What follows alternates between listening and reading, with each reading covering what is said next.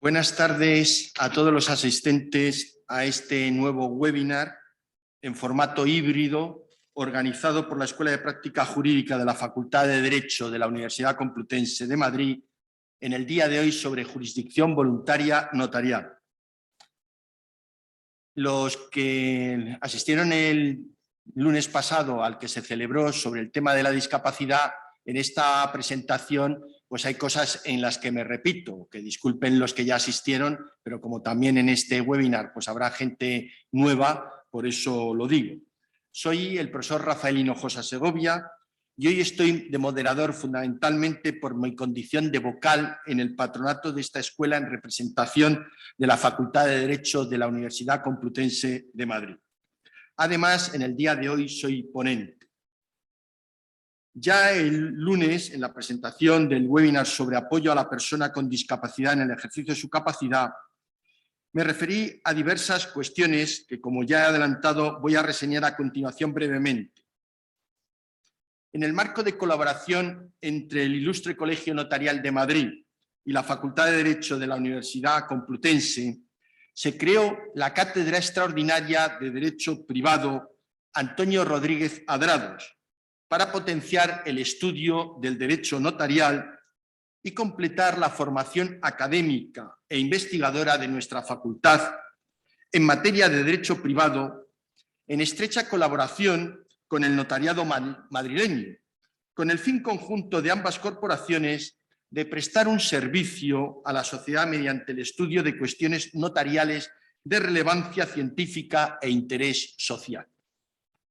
Recordar que Antonio Rodríguez Adrados ha sido uno de los grandes del notariado español, notario de Madrid, decano de su ilustre colegio notarial, presidente del Consejo General del Notariado Español, entre otros cargos que ha desempeñado. Los directores de la cátedra son Ignacio Solís Villa, que ha ejercido como notario en Madrid durante muchos años, llegando a ser decano de su ilustre colegio, que ha simultaneado con la docencia al derecho civil y que ha sido un profesor muy querido en nuestra facultad, y Cristina de Amunátegui Rodríguez, catedrática de Derecho Civil, y a quien tuve ya la suerte de tener como profesora en el último curso de la carrera de Derecho. Como consecuencia de esa relación institucional entre el Colegio Notarial y la Facultad de Derecho de la Universidad Complutense, se han programado, entre otras actividades, este curso académico 2021-2022, 3 cursos en esta Escuela de Práctica Jurídica.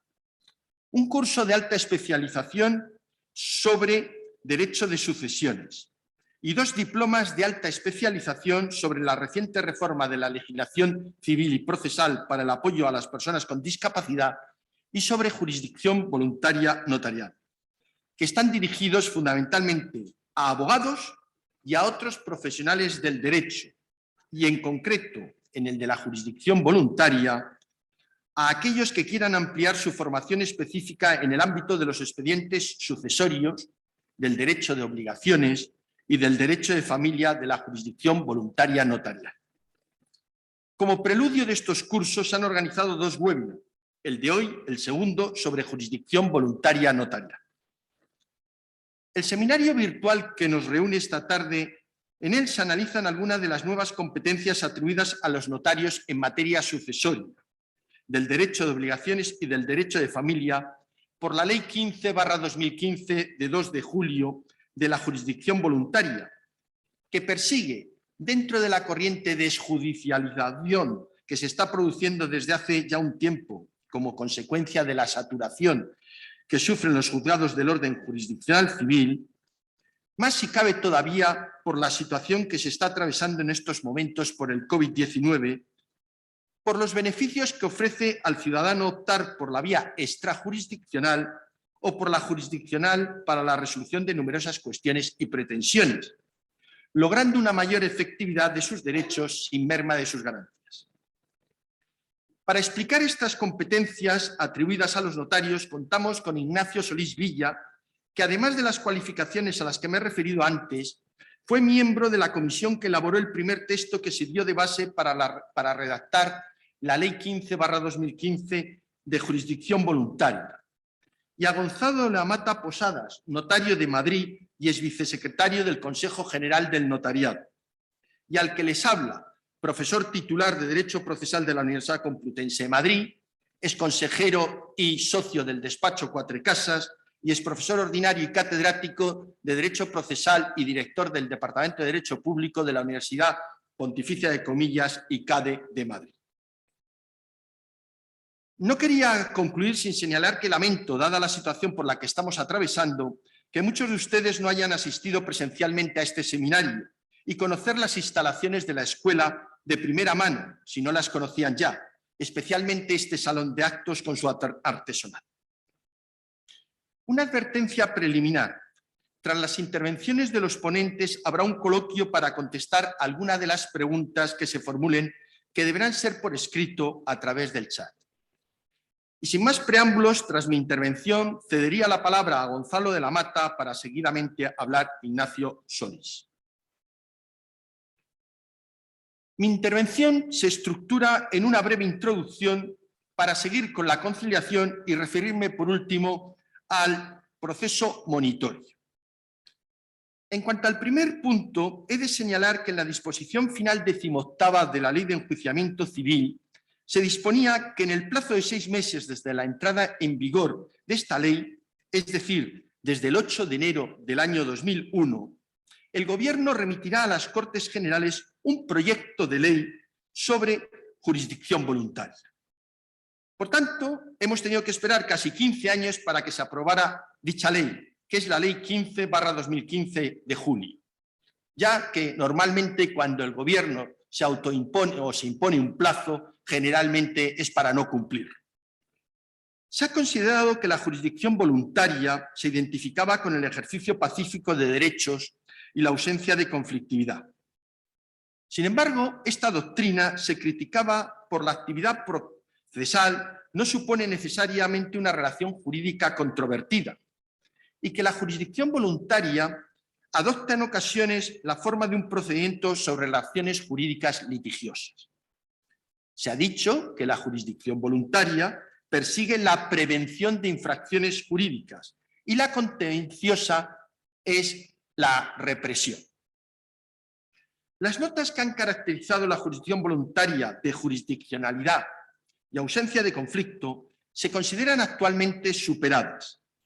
Dado que la intervención del juez en la mayoría de los expedientes no es necesaria y porque en muchos de los expedientes si existe una controversia, aunque no de tanta entidad como para iniciar un proceso contencioso, o al menos el conflicto está latente.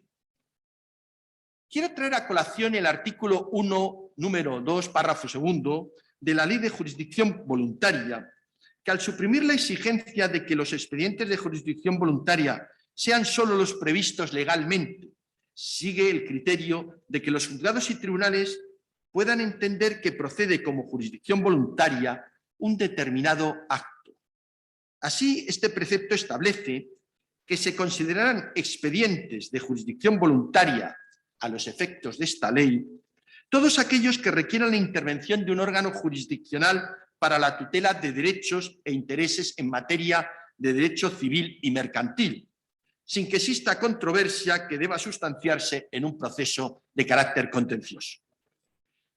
Con lo que, como ha señalado la doctrina, se ha producido un cambio en el criterio tradicional consistente en que solo eran expedientes de jurisdicción voluntaria los previstos legalmente, con las posibles consecuencias de inseguridad jurídica, ya que la jurisdicción voluntaria es muy difícil de determinar con una fórmula general, cuando existe la necesidad o conveniencia de protección de los derechos de los ciudadanos mediante la actuación de un órgano judicial. En cuanto a la naturaleza jurídica, si se incluye en el artículo 117.4 como actividad judicial en garantía de derechos, que no implica el ejercicio efectivo de jurisdicción. Se puede, por tanto, encomendar a otros profesionales jurídicos algunas funciones tradicionalmente propias de la llamada jurisdicción voluntaria. Así, se considera constitucionalmente admisible que en virtud de razones de oportunidad política o de utilidad práctica se encomiende a otros órganos públicos, diferentes de los órganos jurisdiccionales, la tutela de determinados derechos que hasta el momento estaban incardinados en la esfera de la jurisdicción voluntaria y que no afectan a derechos fundamentales o suponen afectación de intereses de menores o personas que deban ser especialmente protegidas, que quedan de competencia exclusiva del ámbito de los jueces. Una cuestión que quiero destacar es el carácter por el que se decanta la ley de la alternatividad, pues como se señala en la exposición de motivos, apartado 6, párrafo 4, finalmente se ha optado con carácter general por la alternatividad entre diferentes profesionales en determinadas materias específicas que se desgajan de la órbita de la autoridad judicial. Se establecen competencias compartidas, dice la exposición, recuérdese que es de 2015, antes de la reforma de la ley orgánica, entre secretarios judiciales, actualmente entiéndase letrados de la Administración de Justicia, notarios y registradores, lo que es posible atendiendo a que son funcionarios públicos y a las funciones que desempeñan. Es más, algún expediente puede tramitarse ante 3 distintos operadores jurídicos, como veremos posteriormente. Podemos decir que la finalidad perseguida por la ley no es satisfacer intereses corporativos, ni descargar de trabajo a los tribunales de justicia, aunque esta puede ser la lógica consecuencia de la desjudicialización, sobre todo en algunas materias, como es la de la reclamación de deudas dinerarias no contradichas. El objetivo, entiendo, que es el mejor servicio al ciudadano, lograr una mayor efectividad de sus derechos, pero sin pérdida de sus garantías. Y en esta línea, en la propia exposición de motivos, en este caso apartado 8, párrafo 4, se declara que a los notarios y registradores de la propiedad y mercantiles se les encomienda el conocimiento de aquellas materias donde su grado de preparación y su experiencia técnica favorecen la efectividad de los derechos y la obtención de la respuesta más pronta para el ciudadano. Para evitar los posibles problemas de la alternatividad, la propia ley en el artículo 6 primero establece que cuando se tramiten simultáneamente 2 o más expedientes con idéntico objeto, proseguirá la tramitación del que el primero se hubiese iniciado y se acordará el archivo de los expedientes posteriormente incoados. Añadiéndose en su párrafo segundo que el régimen jurídico contemplado en el presente apartado para los expedientes de jurisdicción voluntaria será también de aplicación a los expedientes tramitados ante notarios y registradores, en aquellas materias en que la competencia les venga atribuida concurrentemente con la del secretario judicial, es decir, con el letrado de la Administración de Justicia. Asimismo, hay que tener en cuenta el artículo 19.3 de la ley, cuando dispone que resuelto un expediente de jurisdicción voluntaria y una vez firme la resolución, no podrá iniciarse otro sobre idéntico objeto, salvo que cambien las circunstancias que dieron lugar a aquel. Lo allí decidido vinculará a cualquier otra actuación expediente posterior que resulten conexos con aquel. Concluyendo, que esto será de aplicación también respecto a los expedientes tramitados por notarios y registradores en aquellas materias cuyo conocimiento sea concurrente con el de los letrados de la Administración de Justicia. Por último, hay que tener en cuenta que la resolución de un expediente de jurisdicción voluntaria no impedirá la incoación de un proceso jurisdiccional posterior con el mismo objeto que aquel, debiendo la resolución que se dicte sobre la conformidad, modificación o revocación de lo acordado en el expediente de jurisdicción voluntaria, según el artículo 19, número 4 de esta Ley de Jurisdicción Voluntaria. En segundo lugar, me voy a referir a la conciliación. La potenciación de los medios alternativos de resolución de conflictos es una de las prioridades para descongestionar la saturada Administración de Justicia. Así, según datos del Consejo General del Poder Judicial relativos al año 2020, que es el último disponible, los asuntos que han ingresado en la jurisdicción civil ascendieron a 2.200.000 asuntos, habiéndose resuelto no más de 2.050.000 y estando en trámite a final de año 1.700.000. Debe señalarse que el número de asuntos ha descendido respecto al año 2019, en que ascendieron los asuntos ingresados en la jurisdicción civil a casi 2.400.000, lo que ha sido debido, en mi opinión, a los efectos de la pandemia. El propio Consejo General del Poder Judicial ha realizado una previsión para el conjunto de este año, en el que el número de asuntos en jurisdicción civil se alzará a 2.360.000 asuntos, de los que había previsto anteriormente, teniendo en cuenta el tercer trimestre, 2.735.000 asuntos. Y como dice el propio órgano de gobierno de los jueces, esta previsión está sujeta a una gran incertidumbre, debido a los efectos del COVID en la sociedad y el funcionamiento de los órganos judiciales. Esto es una prospectiva que hace el Consejo porque no tenían los datos de los trimestres posteriores. En el tercer trimestre ha decrecido el número de asuntos respecto al tercer trimestre de 2020, pero a pesar de esto, en los primeros 2 trimestres la proyección al alza fue de un porcentaje, incluso en el segundo, de un 65%. Según que el tercero que interviene en la adopción del acuerdo sea o no un órgano judicial, la conciliación puede ser judicial, aunque no es una actividad jurisdiccional o extrajurisdiccional, en el sentido de extrajudicial. Y según que la conciliación tenga por finalidad evitar un proceso o poner término al ya comenzado, la conciliación tiene carácter preprocesal o intraprocesal.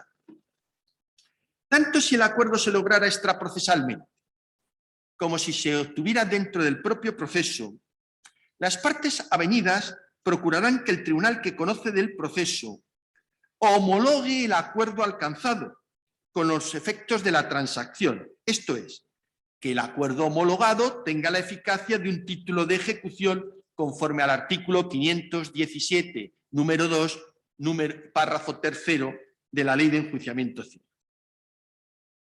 En particular, la conciliación intraprocesal se regula en los artículos 415 y 428.2 de la ley, preceptos sistemáticamente ubicados en la regulación de la audiencia previa al proceso ordinario, lo cual no obsta para que pueda llevarse a cabo también en la vista del juicio oral.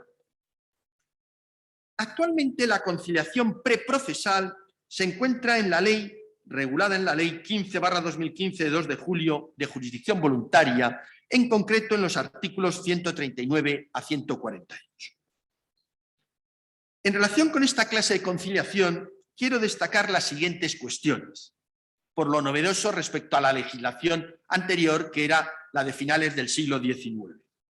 Por lo que respecta a la competencia, se atribuye a los jueces de paz o al letrado de la Administración de Justicia, del juzgado de primera instancia o de paz, o del juzgado de lo mercantil, cuando se trate de materia de su competencia, siempre del domicilio de la persona requerida. Si no lo tuviera en territorio nacional, el de su última residencia en España.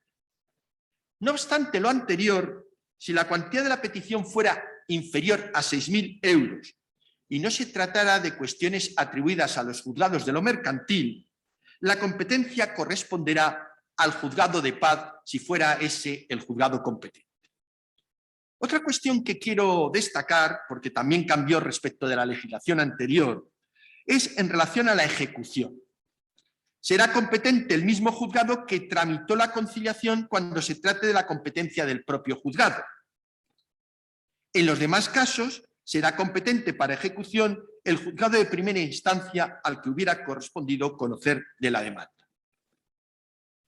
Y por último, respecto a la acción de anulación contemplada en el artículo 148 de la Ley de Jurisdicción Voluntaria, pese al tenor literal del precepto, existe una doctrina jurisprudencial del Tribunal Supremo, conforme con la cual es necesario diferenciar según cuál sea la causa de impugnación de lo convenido en conciliación. Habida cuenta que la conciliación es en definitiva un contrato, resulta que éste puede estar invalidado por las causas previstas en los artículos 1290 a 1314 del Código Civil, por ejemplo, el error, la violencia, la intimidación, el dolo, defectos de índole sustantiva o material que precisan de ordinario de un mayor lapso de tiempo para su detección y su fundamentación. En consecuencia, a la impugnación por estas causas se ha venido aplicando el plazo común de 4 años que es el previsto en el Código Civil para la rescisión y anulación de los contratos. En cambio, cuando la conciliación estuviera viciada por defectos de carácter procesal, sí se considera aplicable el plazo de 15 días dispuesto en el artículo 148 de la Ley de Jurisdicción Voluntaria. Por su parte, la conciliación ante notario se regula en los artículos 81 a 83 de la Ley del Notariado, según la redacción dada por la Ley de Jurisdicción Voluntaria. Se excluyen las materias indisponibles, las cuestiones previstas en la ley concursal y las indisponibles con carácter general, como se recoge en el artículo 139.2, al mismo que la conciliación, podemos decir, general. Hay que tener en cuenta que la escritura pública que formalice la avenencia entre los interesados o, en su caso, que se intentó sin efecto o avenencia, se someterá a los requisitos de autorización establecidos en la legislación notarial. Si hubiera conformidad entre los interesados en todo o en parte del objeto de la conciliación, se hará constar detalladamente en la escritura pública todo cuanto acuerde y que el acto terminó con avenencia, así como los términos de la misma. Si no pudiera conseguirse acuerdo alguno, se hará constar que el acto terminó sin avenencia. Y añade el legislador que la modificación del contenido pactado habrá de constar asimismo en escritura pública notarial, siempre que no se hubiera iniciado la ejecución judicial.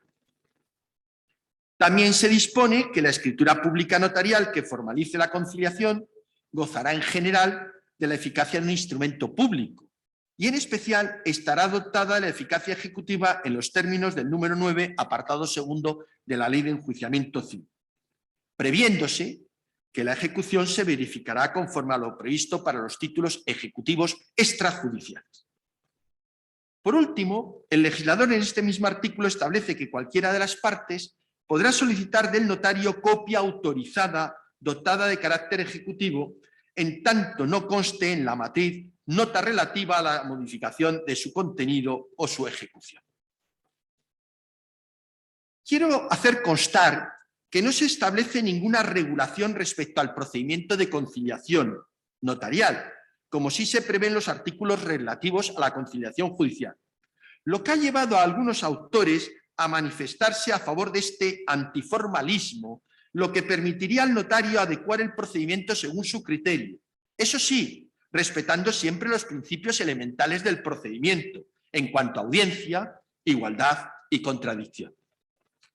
Por último, señalar, en relación a la conciliación, señalar que también se atribuye a los registradores la posibilidad de conciliar según lo previsto en el artículo 103 bis de la ley hipotecaria, en virtud de la disposición final 12.1 de la Ley de Jurisdicción Voluntaria, por el que se incluye un título cuarto bis denominado, que lleva por leyenda, de la conciliación.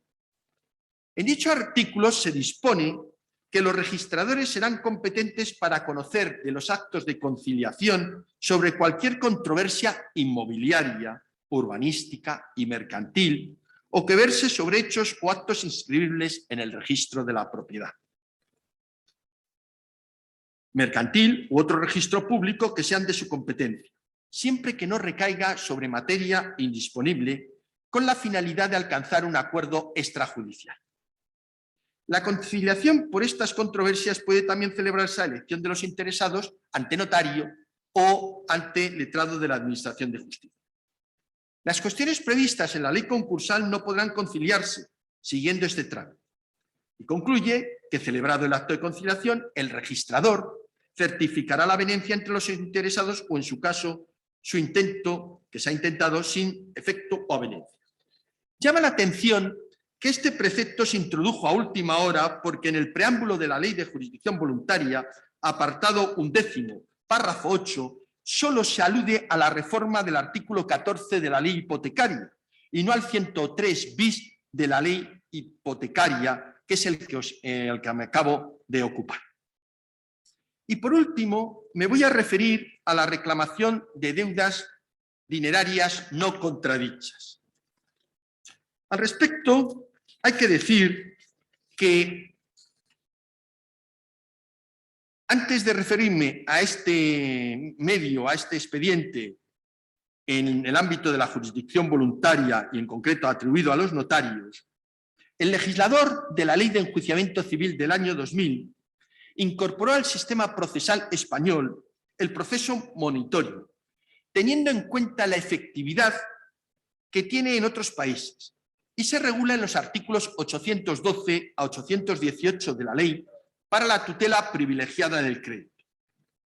Este proceso tiene por objeto la creación rápida de títulos de ejecución para el cobro de deudas documentadas, ya que en nuestro caso se basa en el carácter documental de la deuda, frente al monitorio germánico que no tiene ese carácter.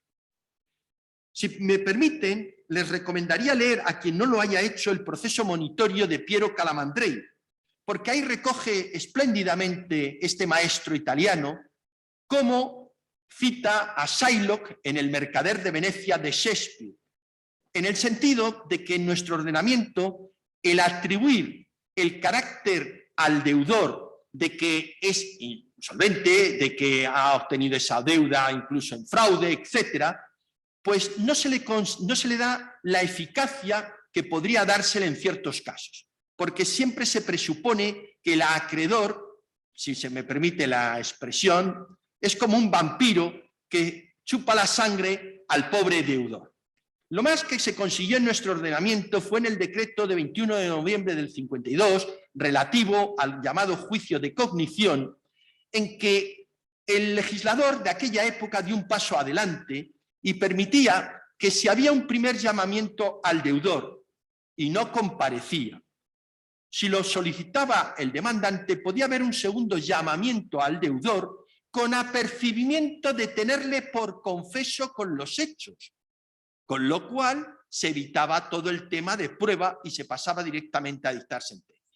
Porque en la práctica es claro que si un deudor no debe esa cantidad, ha pagado cualquier medio que haya extinguido esa deuda, pues lo lógico, salvo que haya un fraude en la comunicación, en la notificación de la demanda, en el emplazamiento, pues comparecerá para poner de relieve esas circunstancias. Y por tanto, pues es un avance y por eso es una tutela privilegiada del crédito este proceso. También quiero destacar que puede que el juez no tenga que intervenir y todo quede en manos del letrado de la Administración de Justicia conforme al artículo 816 primero de la ley, en el sentido de que si el deudor no atendiere el requerimiento de pago o no compareciere, el letrado de la Administración de Justicia dictará decreto dando por terminado el proceso monitorio y dará traslado al acreedor para que inste el despacho de ejecución. Con lo cual algún autor habla de que propiamente no se debería hablar de un proceso jurisdiccional, al no intervenir el correspondiente juez. Otra cuestión que quisiera señalar es que basta para comprobar su eficacia las estadísticas publicadas por el Consejo General del Poder Judicial.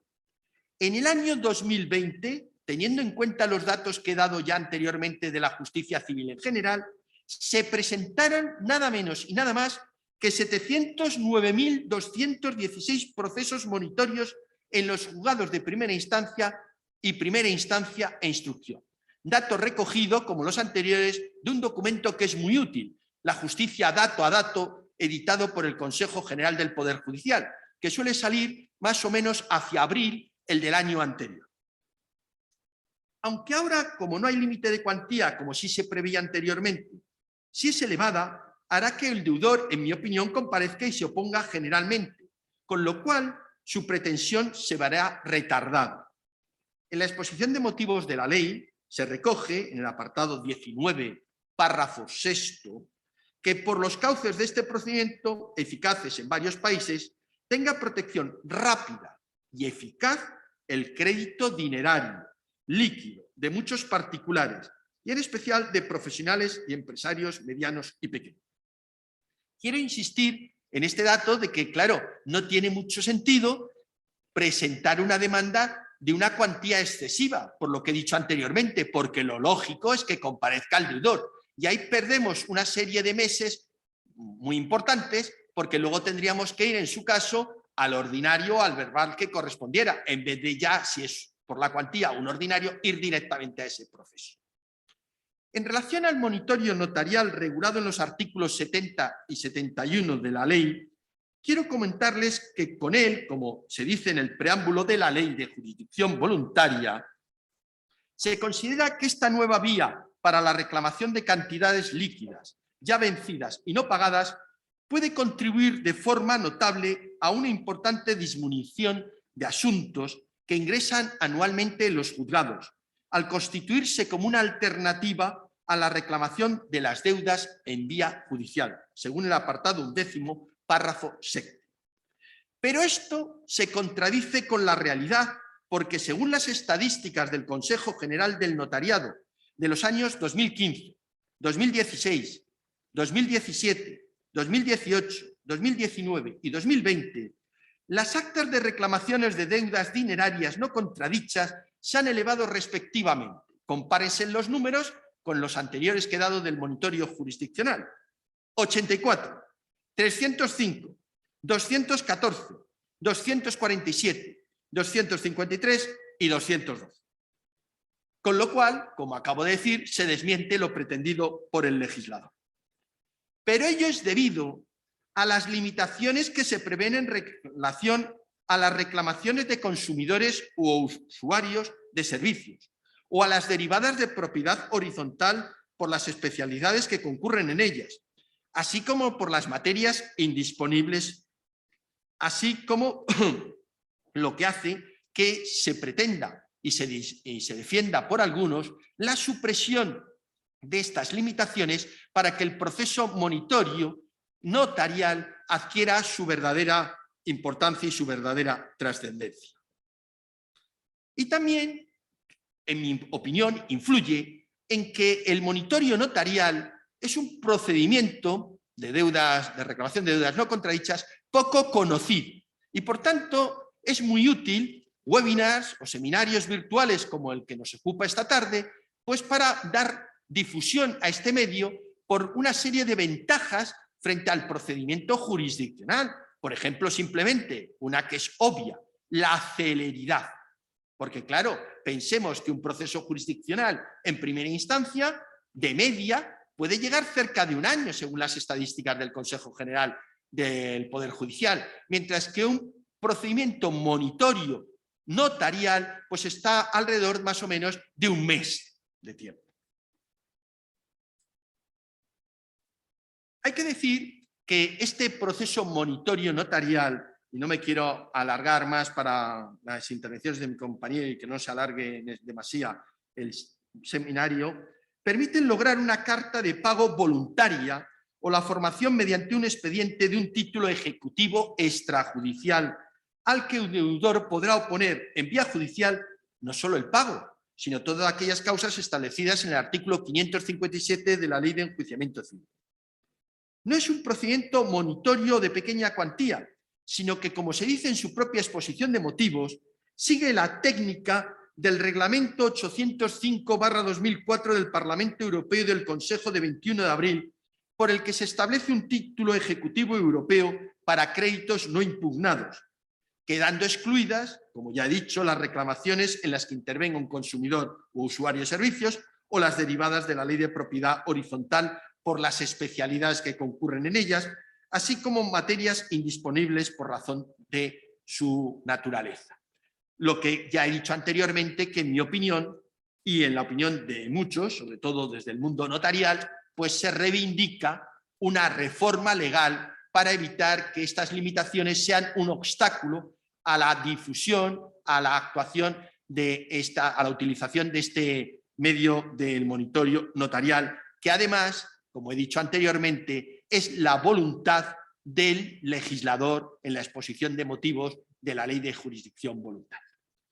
Y con esto concluyo, para no quitar tiempo a mis compañeros de mesa, y luego quedo sometido a las posibles preguntas que me puedan formular. Dicho lo cual, cedo la palabra a Gonzalo de la Mata. Cuando quieras, Gonzalo.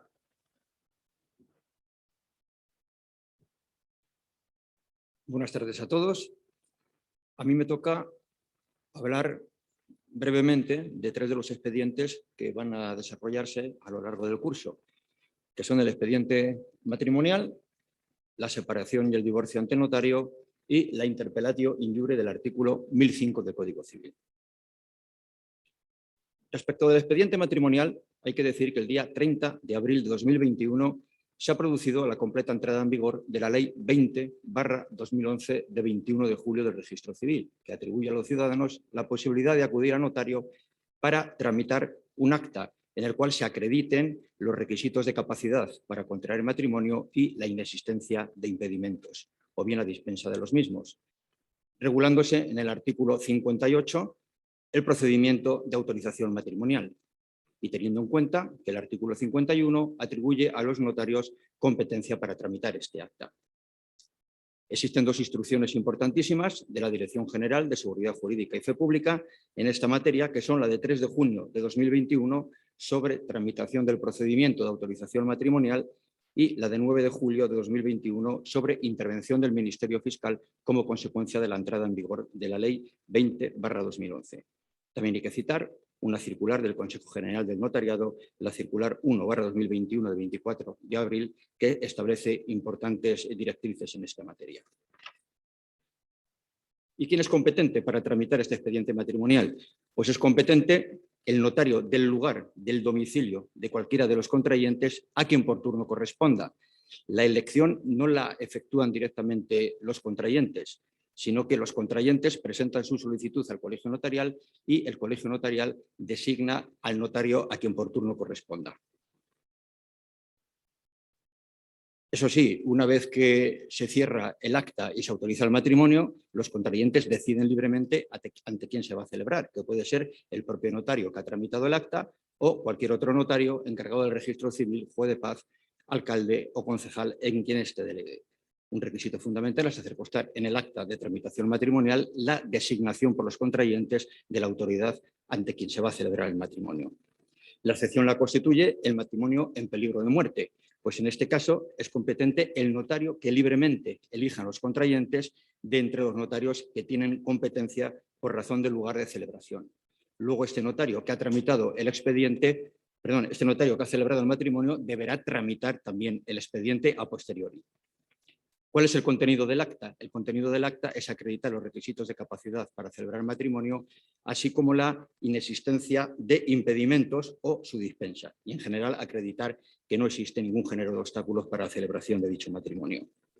En materia de capacidad, rige siempre la ley personal de cada contrayente, y la resolución solamente puede ser desfavorable cuando alguno de los contrayentes esté afectado por alguna anomalía que le impida prestar el consentimiento matrimonial. En ese sentido, el artículo 58 de la Ley de Registro Civil establece que si alguno de los contrayentes estuviese afectado por deficiencias mentales, intelectuales o sensoriales, se establecerán medidas de apoyo. Y solamente si estas medidas de apoyo no fuesen suficientes, será necesario un dictamen médico sobre su aptitud para prestar consentimiento. Recordemos que los impedimentos, según el Código Civil, son de 2 clases, absolutos y relativos. Son impedimentos absolutos, el impedimento de edad y el impedimento de ligamen. Así, en cuanto a la edad, no pueden contraer matrimonio los menores de edad no emancipados, por lo cual el certificado de nacimiento deberá aportarse siempre al expediente y el notario testimoniarlo.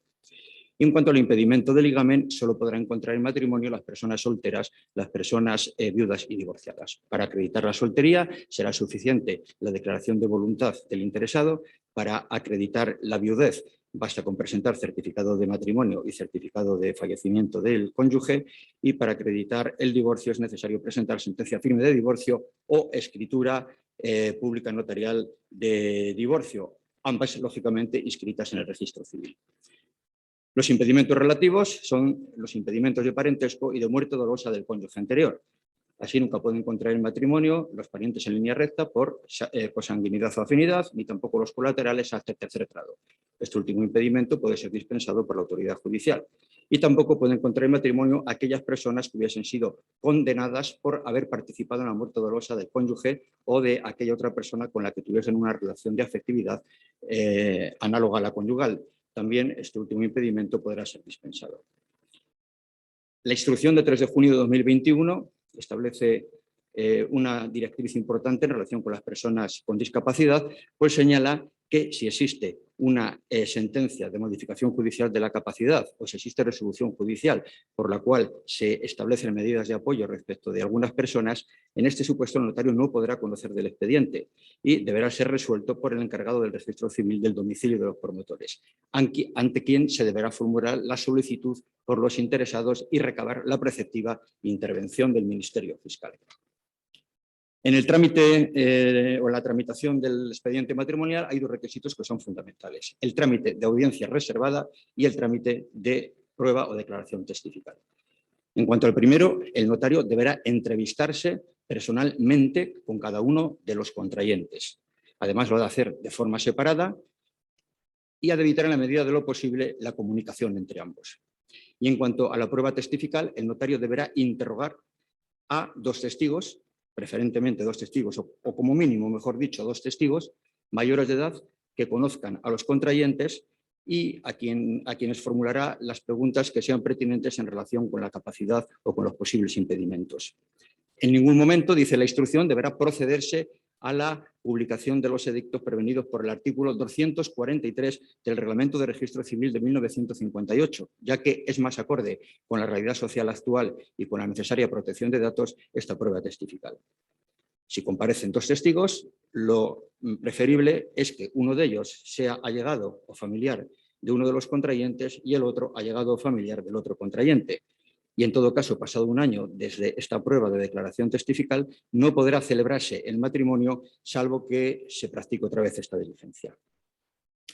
Una vez que se han cumplimentado todos los trámites previstos por la ley, el notario deberá decidir si autoriza o no autoriza el matrimonio, pero para ello ha de proceder a la autorización de otro acta distinta e independiente. Es decir, en el proceso, en el procedimiento, en el expediente matrimonial hay 2 actas distintas.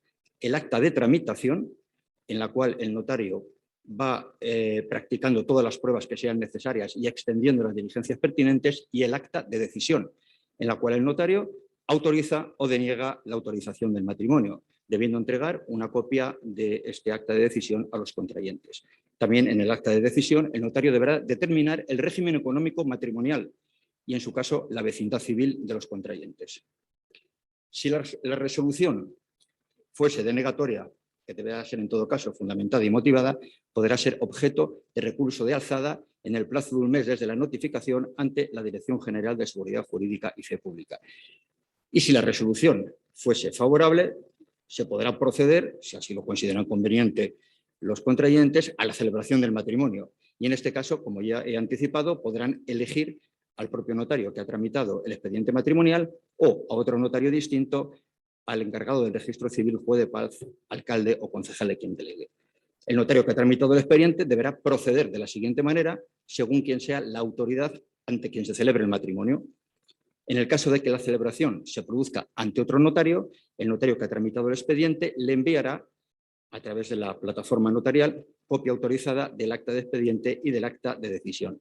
Una vez celebrado el matrimonio, se enviará todo junto con la escritura de celebración de matrimonio al registro civil del lugar de celebración para su inscripción. Si se celebra el matrimonio ante otra autoridad que no sea ni notario ni sea encargado del registro civil, el notario que ha tramitado el expediente deberá remitir a dicha autoridad el acta de decisión y deberá remitir el acta de expediente y el acta de decisión al encargado del registro civil. Una vez que se haya celebrado el matrimonio, se procederá a la inscripción mediante la remisión del acta matrimonial correspondiente. Y por último, si la autoridad que celebra el matrimonio es el encargado del registro civil, el notario le remitirá la copia del acta de expediente y la copia del acta de decisión para que practique la inscripción una vez se haya celebrado. Si alguno de los contrayentes fuese extranjero y no conociese el idioma español, deberá estar asistido por intérprete, que podrá ser un traductor jurado o persona incluida en la lista de peritos intérpretes traductores a las que podemos acudir los notarios conforme a lo establecido en el artículo 50 de la Ley del Notariado. Además, estas personas extranjeras deberán acreditar su capacidad para contraer matrimonio mediante la presentación del certificado de capacidad matrimonial expedido por las autoridades de su país, el cual deberá estar traducido y además apostillado con arreglo al Convenio de La Haya y en su caso legalizado.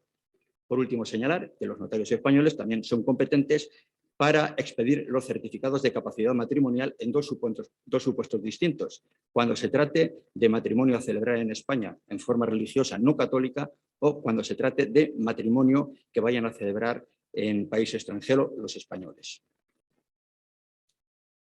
Separación y divorcio ante notario. Esta materia aparece regulada en los artículos 82 y siguientes del Código Civil y en el artículo 54 de la Ley del Notariado, tal y como han quedado redactados por la Ley 15/2015 de jurisdicción voluntaria. Ambos preceptos, o ambos procedimientos, de separación y divorcio, únicamente podrán ser utilizados una vez que hayan transcurrido 3 meses desde la fecha de celebración del matrimonio. Además, es necesario que no existan hijos menores no emancipados o hijos mayores que hubiesen sido sometidos a medidas de apoyo que se hubiesen atribuido a los progenitores. En estos casos no es posible acudir a este procedimiento ante el notario. ¿Quién es competente? Pues es competente el notario del último domicilio común de los cónyuges o el de la residencia habitual o domicilio actual de cualquiera de los cónyuges. La elección del notario es libre para los otorgantes de la escritura y el notario deberá examinar de oficio su propia competencia. Los cónyuges deberán intervenir personalmente en el otorgamiento de la escritura y deberán acudir asistidos por un letrado en ejercicio. Es posible que sea un único letrado para los dos comparecientes si así lo estiman conveniente. El letrado deberá concurrir al otorgamiento de la escritura y deberá firmar la misma y el notario acreditará su identidad y consignará el número de colegiado. Se ha discutido la posibilidad de comparecer ante notario para otorgar esta escritura de separación y divorcio ante apoderado. La Dirección General ha tenido ocasión de manifestarse al respecto el día 26 de enero de 2021 en una resolución en la cual lo admite con carácter excepcional a través de la figura del nuncio. En concreto, dice la Dirección General de Seguridad Jurídica y Fe Pública que es posible acudir al otorgamiento de la escritura a través de apoderado, pero solo a través de un poder especialísimo, recogiendo la voluntad de divorciarse o de separarse y las cláusulas íntegras del convenio regulador que se incluirá en la escritura, limitándose el apoderado a actuar como un nuncio que transmite la voluntad plenamente formada del podergante, el cual no es un verdadero representante voluntario, sino que interviene como mero instrumento de transmisión del consentimiento para el divorcio o para la separación. Si existen hijos mayores o menores emancipados que convivan en el domicilio conyugal y carecen de ingresos propios, deberán prestar su consentimiento y deberán concurrir al otorgamiento de la escritura para la firma de esta, cuando alguna de las medidas que se adopten pudieran afectarles.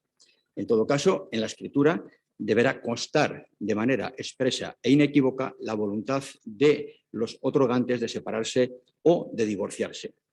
Y deberán consignarse las medidas que hayan de regir la separación o el divorcio conforme a lo establecido en el artículo 90.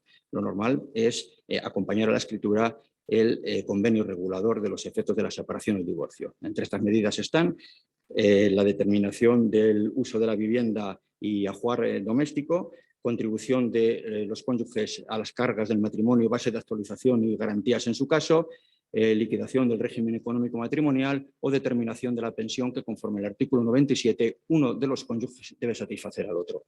Si el notario estima que alguna de estas medidas pueden ser gravemente perjudiciales para los contrayentes, para los cónyuges, o para alguno de los hijos mayores o menores emancipados, así lo pondrá de manifiesto y dejará de tramitar el expediente. En este caso, los cónyuges deberán acudir al juez competente para la aprobación de la propuesta de convenio regulador. En todo caso, una vez otorgada la escritura pública de separación o divorcio, todos los acuerdos se podrán hacer efectivos por vía de apremio. Estas medidas acordadas podrán ser modificadas en cualquier momento a través de una escritura pública. Lo que no puede modificarse a través de escritura pública notarial son las medidas que hubiesen sido adoptadas judicialmente o aprobadas ante el letrado de la Administración de Justicia. También el otorgamiento de la escritura pública, junto con la separación y el divorcio, produce otros efectos, como son la suspensión de la vida en común de los casados, cesa la posibilidad de vincular bienes del otro cónyuge en el ejercicio de la potestad doméstica y se produce la disolución y extinción del régimen económico matrimonial. Los efectos de la separación y el divorcio vienen contemplados en los artículos 83 y 89 del Código Civil, en los que se establece que estos efectos se producen desde el mismo momento de la prestación del consentimiento de los otorgantes en la escritura pública. El notario deberá comunicar esta escritura de separación, o en su caso escritura de divorcio, al registro civil, porque para que produzcan efectos respecto de terceros de buena fe será necesaria la inscripción en dicho registro civil, produciéndose los efectos desde la fecha de la inscripción. Y por último, haré una breve referencia a la posibilidad de reconciliación, pues el artículo 84, número 2, establece la posibilidad de que los cónyuges que se hubiesen separado puedan reconciliarse. Ahora bien, cuando la separación se hubiese llevado a través del juzgado en virtud de una resolución judicial, no se puede acudir a la escritura pública. La escritura pública sí que permite la reconciliación, que deberá formalizarse también, o podrá formalizarse también en un acta de manifestaciones, y deberá inscribirse para su eficacia en el registro civil correspondiente. Pero, por supuesto, repito, siempre y cuando no haya sido consecuencia de la intervención judicial la separación. Y por último, voy a hablar de la interpellatio in iure, que es un tema que luego me tocará desarrollar a lo largo del curso. Interpellatio in iure, que aparece regulada en el artículo 1005 del Código Civil. Cuando alguno de los llamados a una herencia adopta una actitud pasiva, no aceptando o repudiando la misma, impide a los herederos y sucesores mortis causa del difunto que puedan culminar todas las operaciones necesarias para la partición y adjudicación de la herencia, y por lo tanto no se puede llevar a efecto la adquisición de los bienes y derechos hereditarios. Para solventar este problema, o para paliarlo en parte, está el artículo 1005 del Código Civil, que debe ser completado y complementado con otros artículos del mismo cuerpo. Ha sido objeto de una redacción nueva por la Ley de Jurisdicción Voluntaria y establece textualmente lo siguiente: cualquier interesado que acredite su interés en que el heredero acepte o repudie la herencia podrá acudir al notario para que éste comunique al llamado que tiene un plazo de 30 días naturales para aceptar pura o simplemente, o a beneficio de inventario, o repudiar la herencia. El notario le indicará, además, que si no manifestare su voluntad en dicho plazo, se entenderá aceptada la herencia pura y simplemente. Bueno, pues se trata de un expediente que solamente está atribuido a los notarios, por tanto la competencia en el Código Civil es exclusivamente notarial. Ha de ponerse en relación con el artículo 1004 del Código Civil, que establece que hasta pasados 9 días desde la muerte de una persona no podrá intentarse acción contra el heredero para que acepte o repudie, por lo que parece que la interpellatio in iure solamente podrá interponerse, solamente podrá acudirse a ella cuando haya transcurrido este plazo de 9 días, aunque en realidad el plazo va a ser de 15 días, por cuanto que el anexo segundo del reglamento notarial establece que fallecida una persona solamente podrá expedirse el certificado del Registro General de Actos de Última Voluntad una vez haya transcurrido el plazo de 15 días a contar desde el fallecimiento.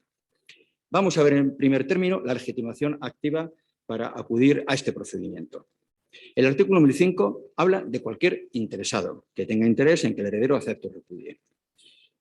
Antiguamente, la antigua redacción del artículo 1005 del Código Civil decía: instado en juicio por tercer interesado.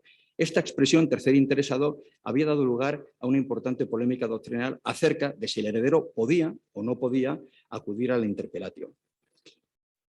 Actualmente la discusión carece de fundamento, pues habla expresamente de cualquier interesado. Y en la expresión cualquier interesado deben incluirse los herederos o los coherederos, sin necesidad de que previamente hayan aceptado la herencia. Y es que esta expresión cualquier interesado debe interpretarse en sentido generoso, comprendiendo cualquier interés, no solamente un interés próximo o inmediato, sino también un interés remoto o lejano, excluyendo únicamente cualquier interés que pueda ser ilusorio o utópico. Así, puede acudir al interpellatio in iure los coherederos, como ya hemos señalado anteriormente, pero también los sustitutos vulgares y sustitutos fideicomisarios, los herederos a fin testato, los acreedores tanto de la herencia como del heredero, Piénsese que el artículo 1001 concede a estos la posibilidad de ejecutar una acción si se repudia en perjuicio de sus derechos. También los legitimarios, albaceas, contadores partidores, legatarios, tanto si legado es obligacional como de eficacia real, y en general cualquier persona que acredite que tiene interés en que se acepte o se repudie la herencia. Las causas pueden ser múltiples y variadas. Piénsese, por ejemplo, en el consocio del causante en una sociedad mercantil. Ahora bien, siempre es necesario acreditar ante el notario ese interés, o por lo menos el notario debe exigir un principio de prueba para acudir a la interpelación.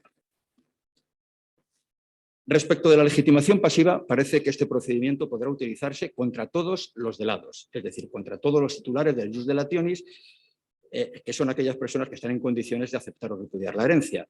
Si nos encontramos ante una institución sujeta a condición suspensiva, pues parece que no podrá acudirse a este procedimiento hasta que se cumpla la condición. Tampoco parece que se pueda acudir a este procedimiento cuando el heredero instituido ha sido una administración pública, por cuanto que el artículo 206 del reglamento notarial, que luego veremos, no permite a los notarios recibir requerimientos que hayan de practicarse contra autoridades judiciales, administrativas o públicas o contra funcionarios. Se discute si es posible interpelar al legatario. Parece que hay dos supuestos en que sí es posible. En el caso de distribución de toda la herencia en legados, conforme al artículo 891, o cuando el testador así lo hubiese dispuesto.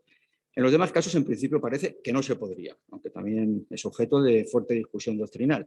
No se podría por cuanto que el Código Civil sigue el sistema de adquisición del legado desde el momento del fallecimiento del causante, adquisición ipso iure por parte del legatario, lo cual no puede ser obstáculo para que se le pueda efectuar al legatario un requerimiento notarial para que manifieste si acepta o repudia su legado, aunque no bajo pena de extenderse extinguido su derecho a repudiarlo.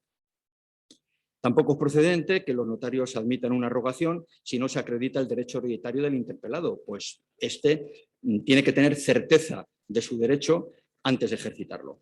Por lo tanto, deberán acompañarse una serie de documentos cuando se inste la rogación, que son el certificado literal de defunción del causante, certificado del Registro General de Actos de Última Voluntad y la copia autorizada del testamento o del acta de declaración de herederos a fin testato, o en su caso testimonio de la sentencia firme correspondiente sobre declaración de herederos. El notario testimoniará todos estos documentos en el propio acta. ¿Qué notario es competente para tramitar el acta donde se instrumenta la interpelatio in iure? Pues cualquier notario que ejerza sus funciones en territorio español. Lo que ocurre es que luego habrá de practicarse la notificación o el requerimiento por el notario que sea competente territorialmente en el lugar donde esté ubicado el domicilio o la dirección del interpelado. Domicilio o dirección que deberá indicar el interpelante. De tal manera que ha de acudirse a la figura del auxilio notarial y este último notario es el que practicará efectivamente la notificación o el requerimiento. ¿Cuál es el contenido de la interpelación? Pues el notario comunica al interpelado dos cosas. Primero, que dispone de un plazo de 30 días naturales para aceptar pura o simplemente o a beneficio de inventario o repudiar la herencia. Y que si transcurre ese plazo y no manifiesta su voluntad, se entiende que ha aceptado la herencia pura y simplemente. El plazo se cuenta desde la efectividad de la notificación notarial con arreglo al procedimiento que veremos a continuación y se viene entendiendo que es un plazo de caducidad, plazo que no admite interrupción y que tampoco es susceptible de prórroga, aunque esto sí que es discutible en relación con algunos supuestos concretos. Aunque no lo diga expresamente el artículo 1005 del Código Civil, el interpelado también podrá solicitar dentro de dicho plazo la formación del inventario para deliberar.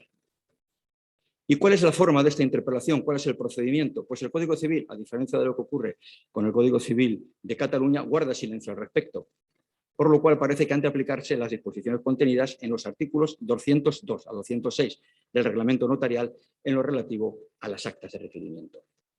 Y de acuerdo con estos preceptos y la jurisprudencia desarrollada por la Dirección General de Seguridad Jurídica y Fe Pública en torno a las actas de requerimiento, parece que en primer término el notario deberá comparecer personalmente y procurar una notificación personal al interpelado acudiendo a su domicilio o a la dirección que se hubiese indicado. Le entregará una cédula de notificación. Si no estuviese presente en su domicilio, podrá entenderse este trámite con cualquier persona que se encuentre presente en él, siempre y cuando sea mayor de 14 años, preste su conformidad a ello, se identifique y haga constar su relación con el interpelado. Si presta su conformidad, se le entrega la cédula de notificación previa lectura de la misma. Incluso el reglamento prevé la posibilidad de que se pueda realizar este trámite con el portero del inmueble si se aviene a ello. Es conveniente realizar cuanto menos un intento de notificación personal. Pero si a pesar de ello la notificación fuese infructuosa, deberá remitirse la cédula de notificación por correo certificado con acuse de recibo. Siempre a través del servicio de correos, no a través de servicios de mensajería, pues solamente la interpelación efectuada a través del Servicio Universal de Correos tiene presunción de veracidad y fehaciencia conforme establece expresamente el artículo 22, número 4 de la Ley 43/2010.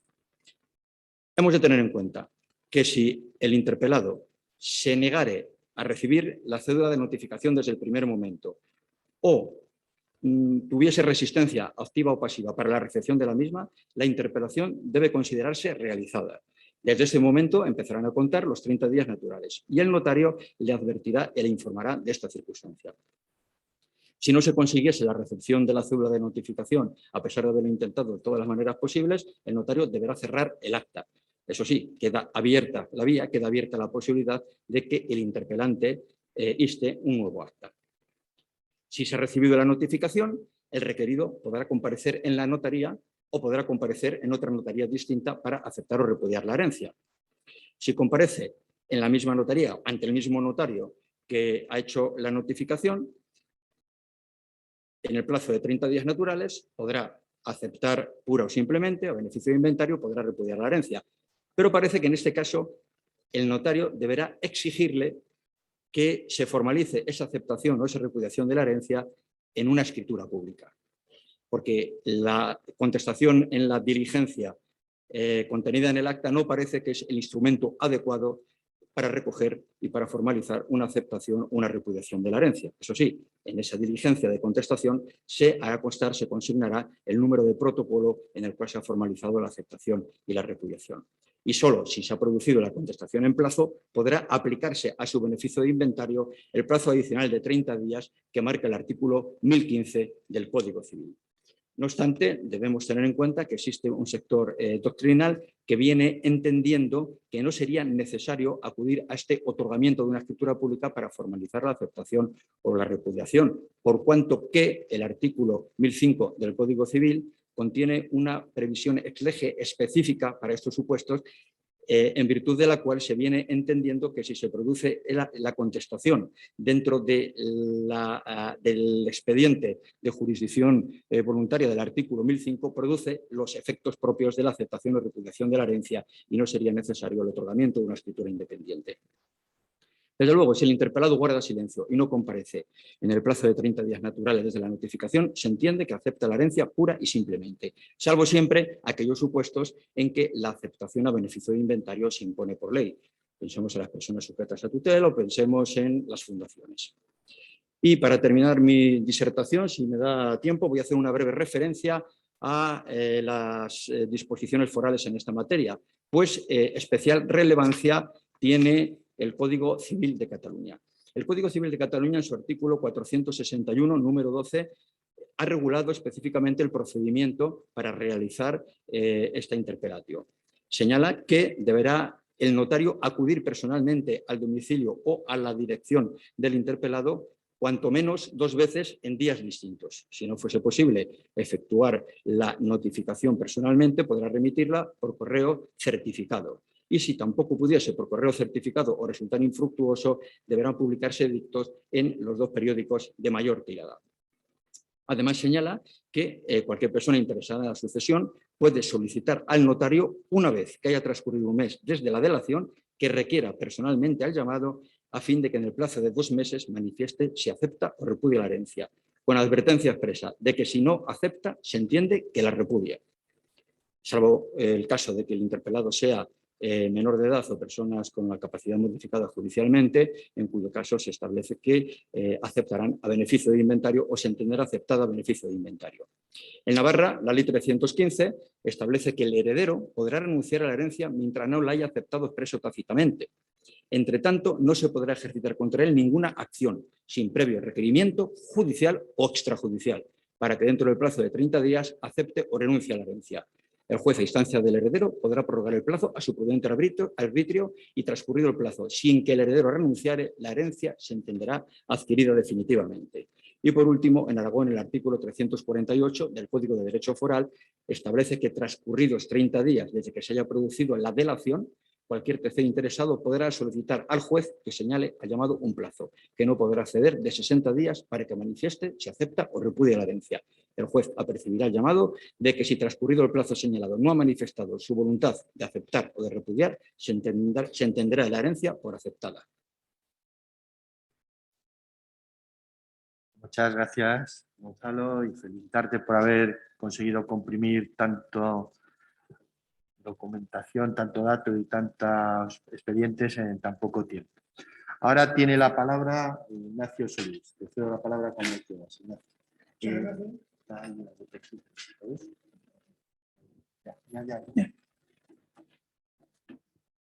Muchas gracias a la Escuela de Práctica Jurídica y a Rafael, organizador de esta webinar. Vamos a ver. Yo, dada la falta de tiempo, voy a tratar exclusivamente, voy a tratar 3 temas, pero lo voy a hacer de modo muy sintético y sobre todo deteniéndome en las grandes líneas fundamentales y lo que supone, más que en los detalles de la regulación concreta, porque entonces sería interminar. En concreto, me voy a referir al beneficio de inventario, a la aprobación judicial, a la aprobación notarial de las particiones en las que se acuerde el pago en metálico de la legítima y a la figura del contador partidor dativo y, en su caso, la aprobación judicial de su partición. Estas son 3 figuras que tienen una gran importancia práctica y que, desde luego, después de la ley de jurisdicción voluntaria, pues han venido a resolver una serie de problemas que antes se planteaban. En todos ellos, yo Rafael se refirió al principio a la alternatividad, es decir, como en los distintos procedimientos o en las distintas cuestiones de jurisdicción voluntaria, pues hay muchas que se someten alternativamente, las partes pueden elegir acudir o bien a la vía judicial, bien decida el juez o bien decida el letrado, esto dependerá del tipo de procedimiento, o bien a la vía notarial o a la vía registral. Incluso en algunos casos puede haber una vía notarial y una vía registral. Pero pues bien, aquí me interesa destacar que en algunos de estos procedimientos, en concreto en lo que es el beneficio de inventario, esta es una competencia que ha pasado a ser exclusiva de los notarios. En ella no existe alternatividad alguna. Lo mismo que ocurre con la declaración de herederos ab intestato, que antes, en algún caso, podía ser notarial o judicial y que tenía que ser forzosamente judicial en el caso de los colaterales, y que ahora, cualquiera que sea el grado de parentesco, línea recta, colateral, es exclusivamente notario. Por eso, en cambio, en el otro expediente que vamos a ver, los de aprobación de partición y contador partidor dativo, existe una alternatividad entre la posibilidad de acudir bien al notario o bien al letrado de la Administración de Justicia, vía judicial. Bien. En estos casos, por supuesto, ya Rafael nos lo ha explicado antes, cuando hay alternatividad, el juego de los artículos 6 y artículo 19, ¿qué quiere decir? Que el que primero acude a un procedimiento tiene preferencia y no cabe iniciar otra vía. E incluso cuando, por ejemplo, es una vía notarial, si se ha iniciado ante un notario, no cabe después acudir a otro notario si el resultado no es favorable, sino que el que primero empieza es el que continúa y no cabe iniciar un nuevo procedimiento salvo que cambien las circunstancias. De hecho, sin entrar en más historia, ya voy a pasar a considerar el beneficio de inventario. Vamos a ver. A la hora de hablar del beneficio de inventario, y de la tramitación notarial, lo primero que me interesa destacar es cómo ya la Ley de Jurisdicción Voluntaria, que reformó varios artículos del Código Civil, dio un paso para aclarar alguna cuestión que tradicionalmente se venía entendiendo de una forma y que, sin embargo, sobre todo después de los trabajos de Peña, de Manuel Peña y Bernardo de Quirós, pues ha habido un cambio absoluto y que hay que entender de una forma distinta. Para la doctrina tradicional existía una dualidad de regímenes sucesores.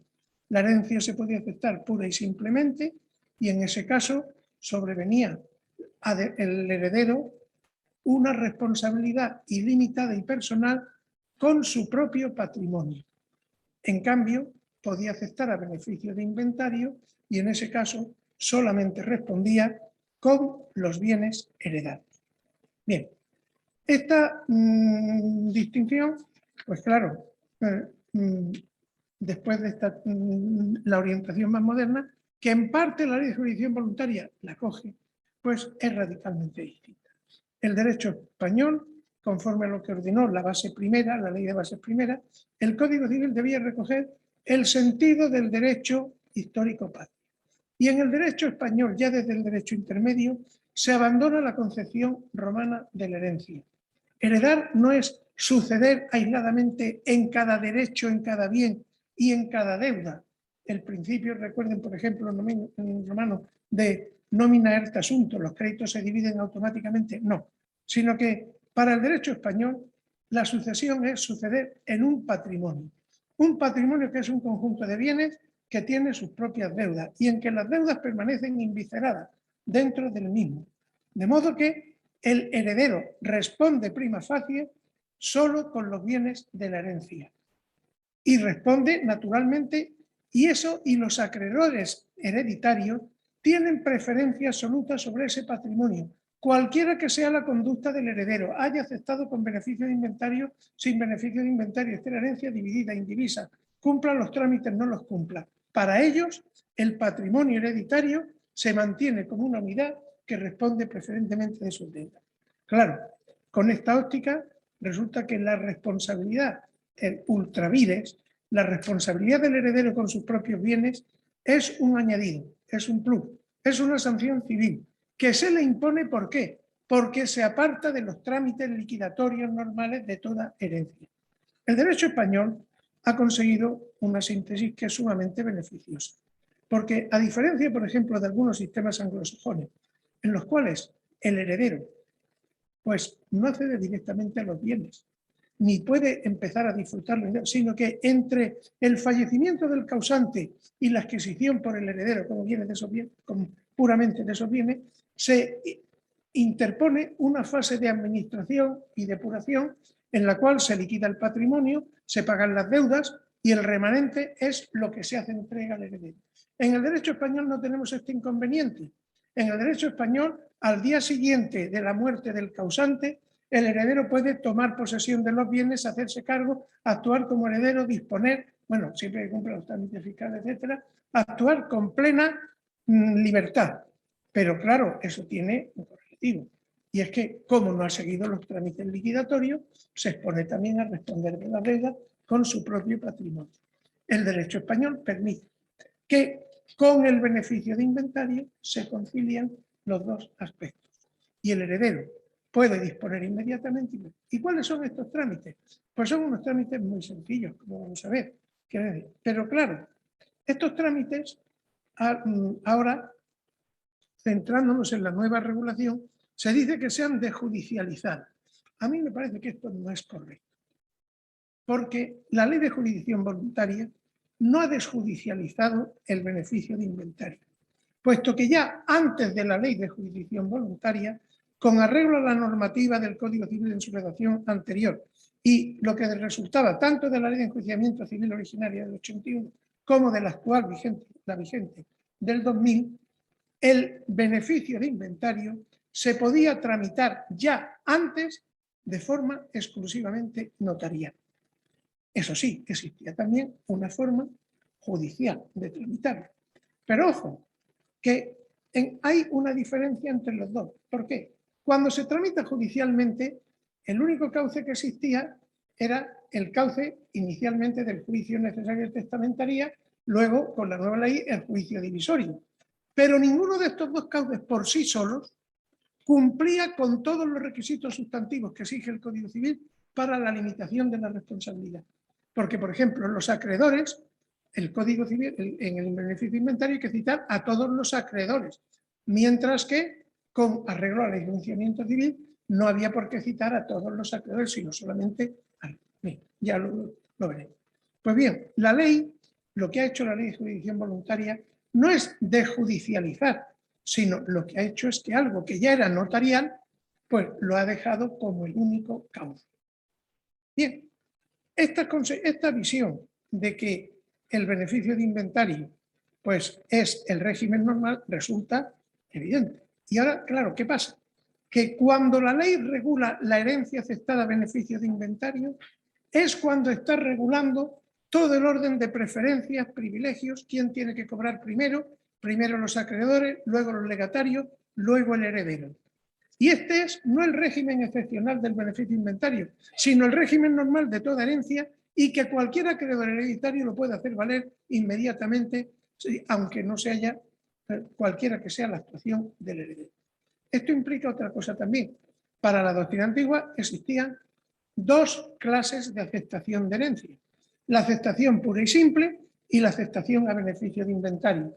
Con la óptica moderna, en realidad podemos pensar, y la nueva ley ya lo recoge en la redacción que da el Código Civil, ya no hay dos clases de aceptación. Hay una aceptación. Y luego lo que existe es una declaración de hacer uso del beneficio de inventario, pero técnicamente no constituye una forma de aceptación. La prueba de ello es que la aceptación es irrevocable y desde luego la aceptación, una vez el Código permite perfectamente que después de haber aceptado la herencia pueda todavía, en algún supuesto, lo veremos después, hacer uso del beneficio de inventario y optar, si fuesen aceptaciones distintas, hecha un tipo de aceptación, no se podría cambiar al otro. Y además, esta declaración, que no tiene mucho sentido, porque esto es una declaración de hacer uso del beneficio de inventario que carece de toda trascendencia. Porque lo importante es que el heredero cumpla con las garantías que se establecen en orden a la salvaguardia de los derechos de los acreedores. ¿Y estas garantías cuáles son? Hacer un inventario fiel y exacto. De modo que el inventario tiene que ser fiel y exacto. Pero ojo, que si él no cumple si el inventario no es fiel y exacto, por causas que a él no le son imputables, no va a sobrevenir la responsabilidad ultravires. Porque el Código nos deja muy claro que el que pierde el beneficio de la responsabilidad limitada es el heredero que sustrae u oculta bienes, o el que a sabiendas, 1024, no incluye bienes dentro del inventario que se ha hecho. Por lo tanto, en los demás casos, esto es una sanción civil que se le impone al heredero siempre que resulte culpable. Claro, ¿cuáles son los términos? Hacer esta declaración inicial. Segundo, hacer un inventario fiel y exacto. Este inventario fiel y exacto no tiene por qué ser específico, puede ser cualquier otro inventario fiel y exacto que se haya hecho con otra finalidad. Por ejemplo, el que haya hecho un heredero anterior. Yo sigo sin entender bien por qué, por ejemplo, cuando un heredero ha optado por el beneficio de inventario y ha hecho su inventario, esto no aprovecha a todos los demás coherederos, que parece lo lógico que luego, siempre que ellos no tengan noticia de la existencia de otros bienes y de la inexactitud del inventario. Bien. Segundo, una ordenada administración de ese patrimonio. ¿Cuál es esa ordenada administración? Pues, mire usted, hay que conservar los bienes y primero hay que pagar a los acreedores. Después de pagar a los acreedores, hay que pagar a los legatarios, entregar los legados. Y después de eso, tú quedas libre. Vamos a ver, tú ya no tienes ninguna carga más y desaparece todo tipo de limitación. No es que desaparezca todo tipo de limitación, porque el heredero puro y simple, o el heredero a beneficio de inventario, tienen los mismos poderes sobre el patrimonio hereditario que en un caso y en otro. No es que cuando acaba con el beneficio de inventario las facultades dispositivas del heredero se vean mermadas hasta que no pague a los acreedores. No, conserva plenas facultades dispositivas. Lo que ocurre es que si vende bienes antes de pagar a los acreedores y no respeta esta ordenada administración o antes de haber obtenido las autorizaciones que prevé la ley, entonces perderá el beneficio inventario y sobrevendrá como una sanción civil la responsabilidad ultra vires. Claro, ¿esto qué quiere decir? Bueno, pues que vamos a ir viendo ordenadamente cuáles son estos trámites de modo muy sintético y muy rápido. Vamos a ver. En primer lugar, ¿cómo se realiza esto?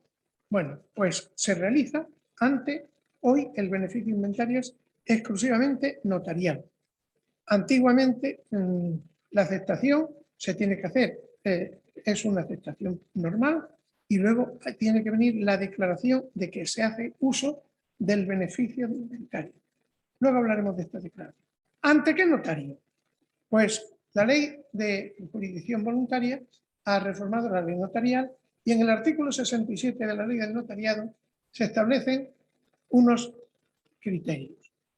A elección del que puede ser el notario del domicilio o de la residencia, cualquiera de los notarios del domicilio o de la residencia habitual del causante, o bien donde esté la mayor parte de su patrimonio, o bien donde hubiese fallecido. Cualquiera de estos tres puntos puede valer y puede elegir el requirente. O también cualquiera de los notarios de distrito colindante a cualquiera de estos tres anteriores, que puede ser distrito colindante aunque sea de distinto colegio.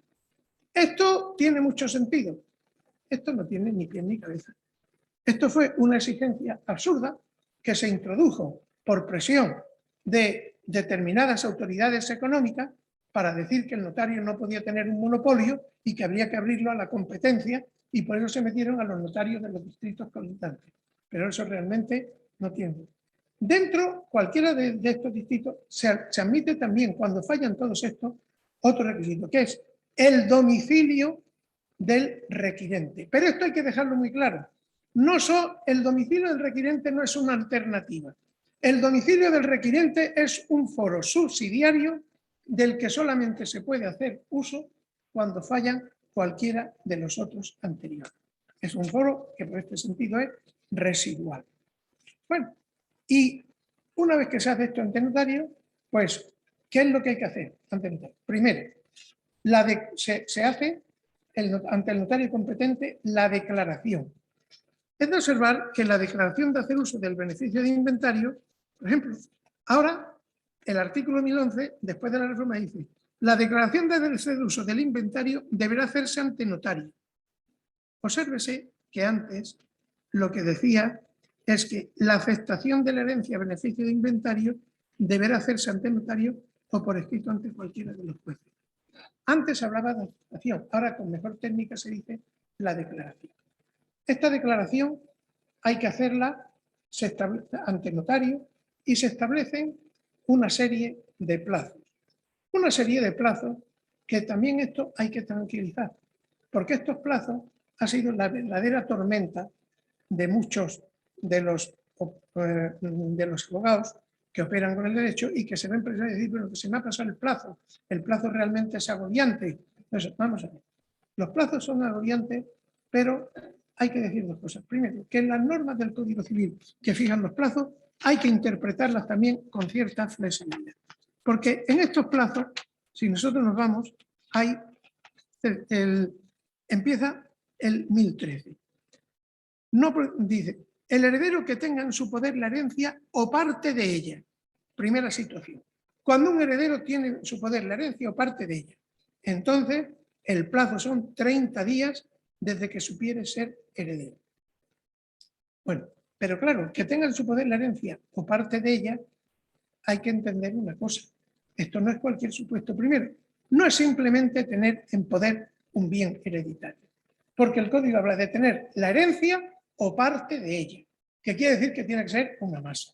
No puede ser simplemente por tener un bien. Segundo, no entran aquellos casos en que el heredero tiene en su poder cualquier bien hereditario o una parte muy importante por un título distinto, por ejemplo, porque es usufructuario, o porque es arrendatario, o porque hay un mero acto de tolerancia concedido por el causante, Esto se refiere exclusivamente al heredero, que invoca como único título posesorio su condición de heredero. Y en estos, de parte o todo de la herencia. Y solo en estos casos, a mi juicio, empieza a funcionar este plazo corto de los 30 días, que puede ser abreviado. Ahora bien, cuando el heredero, 1014, 1015, no tiene en su poder la herencia o parte de ella, ni ha practicado ninguna gestión como heredero, el plazo se contará desde aquel día en que expire el plazo que se le hubiese dado para aceptar o repudiar la herencia, o desde en que la hubiese aceptado o hubiera gestionado como heredero. Observen lo siguiente. Cuando el heredero no tiene en su poder la herencia, el plazo se cuenta desde que acepta o gestiona como heredero, lo cual quiere decir que se dilata muchísimo más.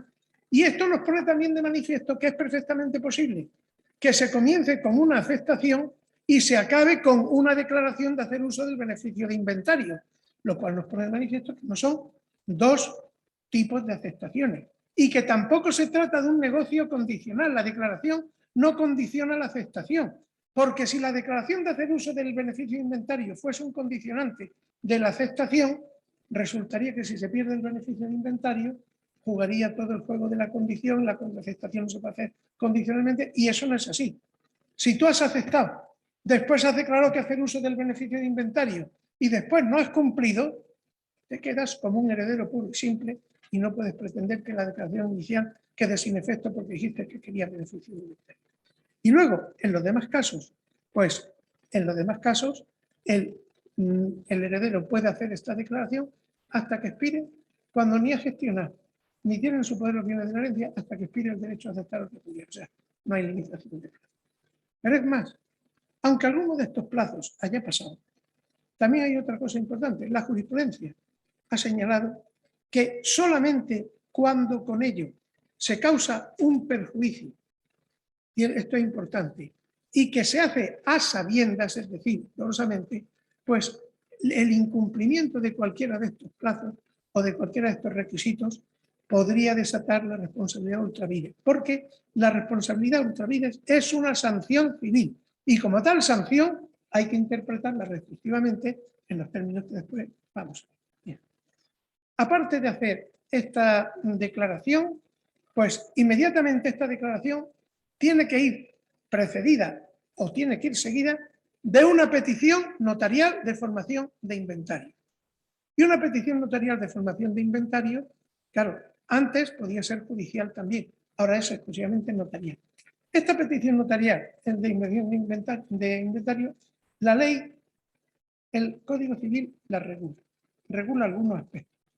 Y la reforma de la ley del notariado, pues establece algunos requisitos que, en mi opinión, lo hace de manera, pues, bastante inapropiada.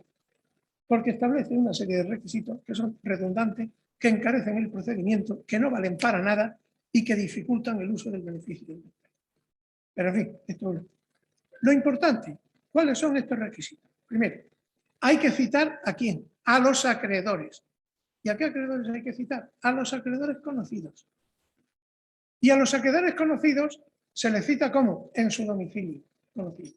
Y si no conoces el domicilio, pues entonces ahora la ley establece una posibilidad de que hay que insertar unos anuncios en el tablón de la... Estos anuncios no valen para nada. Además prevé que se pueden hacer otras potestativamente, otras citaciones y otros medios de publicidad en la prensa, lo que quieran. Vamos a ver. Cuando una cosa es que tú sepas que existe un acreedor y que ese acreedor, si tú ignoras el domicilio, lo tengas que citar por medio de estos edictos o este otro procedimiento que se puede imponer de otros medios de publicidad, y otra cosa distinta es que tú tengas que hacer una llamada general a los acreedores por si aparece alguno. Esto es, en mi opinión, no es necesario. Solamente cuando existen acreedores conocidos que ignoran domicilio, hay que acudir, en mi opinión, a estos otros procedimientos. Bueno, se les cita ¿para qué? Para que puedan concurrir a la práctica del inventario. ¿Y qué acreedores? Todos. Los que tienen un crédito garantizado, los que no lo tienen garantizado, todos, cualquiera de ellos. Esta citación a los acreedores, en mi opinión, ¿para qué es? Para que puedan concurrir al acto del inventario. Y por lo tanto, esta citación, yo entiendo que citar Citar es distinto de lo que la ley de enjuiciamiento utiliza muchas veces, que es emplazar. Porque la ley de enjuiciamiento utiliza muchas veces citar y emplazar. Y el Código Civil también. Y son cuestiones distintas. Emplazar quiere decir que te doy un plazo para que tú comparezcas, vengas y digas lo que quieras. Citar es tal día a tal hora se empieza el inventario por si quieres. Hacer simplemente una comunicación a los acreedores de que se va a hacer el inventario sin citarlos expresamente por una, en mi opinión no tiene sentido. Sin embargo, quiero decirle que hay opiniones muy autorizadas que entienden que se le puede citar sin señalar ni lugar, ni fecha, ni plazo, lo cual teóricamente no sería una citación, sino sería un emplazamiento. Bien, eso. Este inventario que es un inventario fiel y exacto de los bienes. ¿De qué bienes? Pues los que tienen, todos. Bienes, créditos, derechos, de cualquier naturaleza. Ojo, que también en el inventario deben constar las deudas. Pero vamos a ver una cosa. Una cosa muy distinta es que las deudas deban constar en el inventario y desde luego si se cita a los acreedores, precisamente los acreedores podrán pronunciarse sobre esa. Y otra cosa muy distinta es que la omisión de alguna deuda, porque la ignore, vicie el inventario en modo alguno. Lo que deben figurar son los bienes y también deben figurar las deudas de las que tengas conocimiento. En la regulación notarial empiezan, en la reforma que se hizo de la ley del notariado, artículo 67, empiezan a exigir una serie de requisitos que en mi opinión son redundantes. Por ejemplo, avalúo. Hay en un momento determinado que dice que se podrá acudir a otras personas cuando para evaluar los bienes. Yo creo que esto no es exacto. Es decir, lo que el Código Civil exige y lo que desata la responsabilidad ilimitada del heredero con su propio patrimonio es que el inventario omita, oculte bienes, no que la valoración sea indebida. Entre otras cosas porque la valoración es una cosa muy fluctuante. Y en segundo lugar, porque la responsabilidad del heredero que utiliza el beneficio de inventario no es pro viribus, por el valor de los bienes inventarios, sino es cum viribus. El heredero responde con los mismos bienes. No es que responda con todo su patrimonio por un importe igual al valor de los bienes de la herencia. Y como no hay responsabilidad pro viribus, lo de acudir a la tasación es una exigencia redundante, porque muchas veces no será, y desde luego, en principio podrá encarecer. De modo que esta valoración, y lo mismo quiere decir la necesidad de que se acompañen certificaciones registrales de los bienes inscritos. Esto, sobre todo en situaciones de propiedad rústica atomizada, supone un costo incalculable, innecesario, puesto que bastaría simplemente con una nota informativa del registro, incluso sin nota. Es decir, el heredero que dice, yo tengo un piso en la avenida del Generalísimo 32, quinto derecha, aunque no, a este heredero, aunque no acompañe certificado registral, aunque no acompañe la valoración, difícilmente se le va a poder pedir responsabilidad ilimitada por incumplir los trámites de ocultar, sustraer bienes, etc. Sin embargo, claro, la ley aquí, ¿qué es lo que pasa? Vamos a ver. Una cosa son las exigencias de la ley del notariado que producen un efecto inmediato y es que todos los notarios van a exigir el cumplimiento. Y desde luego esto encarecerá en muchos casos, de un modo un tanto absurdo, la tramitación del beneficio de inventario. Y otra cosa muy distinta es que si eso no se cumple, sobrevenga la responsabilidad ultravidas. En mi opinión, no.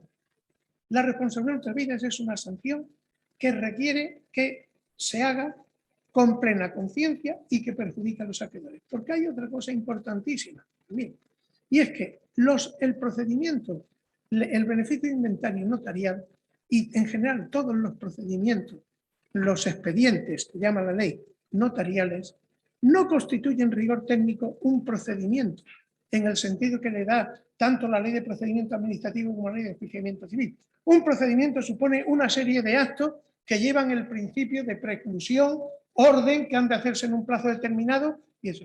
En el procedimiento notarial, la idea que hay es la de garantía. Hay unos requisitos que hay que cumplir, y si se cumplen, está cubierto. No importa el orden, y tampoco importa los plazos que uno vaya después de otro, siempre que se respete el plazo. ¿El plazo final qué es? Pues en principio 60 días de que comienza. Desde luego, la citación, el plazo de 60 días desde que comienza, tienes que tener en cuenta que, como en mi opinión hay que citar y poner un momento determinado, y tú no puedes citar hasta que si has hecho una convocatoria por edictos, pues hayan pasado los 30 días de los edictos, eso se puede dilatar mucho más en el tiempo. Y además, siempre hay la posibilidad de que el notario que lleva el expediente puede por sí mismo prorrogar hasta el plazo de un año. Una vez que se ha hecho esta el inventario, que se han hecho estas citaciones, ya la ley establece también una serie de precisiones que son, por ejemplo, que si no hay disconformidad sobre la cuantía de los créditos, se pone por su valor inicial. Pues no, mire usted, si yo cito un crédito y yo digo tengo un préstamo del banco tal, que me dio 300.000 euros y que al día al causante y que al día del fallecimiento quedan pendientes de amortizar 167.250, aunque luego venga el banco y diga que es una cantidad distinta, no hay por qué poner el nominal inicial. Estos son precisiones redundantes y absurdas en los que la ley del notariado no debía haber entrado, en mi opinión, y dejarlo a la regla general.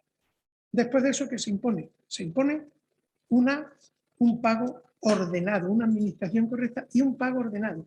¿Y pago ordenado qué quiere decir? Que hay que pagar primero a los acreedores. Y el Código Civil señala, costando, pues, primero los que se presenten. Pero si consta que hay uno preferente, entonces no se puede pagar sin hacer caución. Después hay que pagar a los legatarios. Después hay que pagar, entonces dice, el heredero quedará en libre posesión. Vamos a ver, esto hay que aclarar. Cuando hay beneficio de inventario, no quiere decir que hasta que no resulten pagados los acreedores y los legatarios, el heredero no pueda disponer y no tenga facultades dispositivas plenas, no. Las tiene desde el principio. Lo único que quiere decir es que él se expone a perder el beneficio de inventario y responder ultra vires si vende bienes sin autorización de los acreedores o sin autorización del notario en los términos que regula el 1024, o si paga por orden distinto. Pero él tiene plena, el heredero puro, el heredero beneficiario, por decirlo así, tiene sobre los bienes del patrimonio hereditario las mismas facultades dispositivas que podía tener cualquiera otro de los herederos. Bien. Después de esta ordenada administración, bueno, el inventario, ¿qué puede ocurrir? Pues este inventario, también la ley regula, se puede utilizar otro, se puede anteriorizar. Entonces, es muy importante porque precisamente la existencia del beneficio de inventario de fiducia hace que en muchos casos se repudien herencias. Ahora mismo sale en la prensa constantemente el número de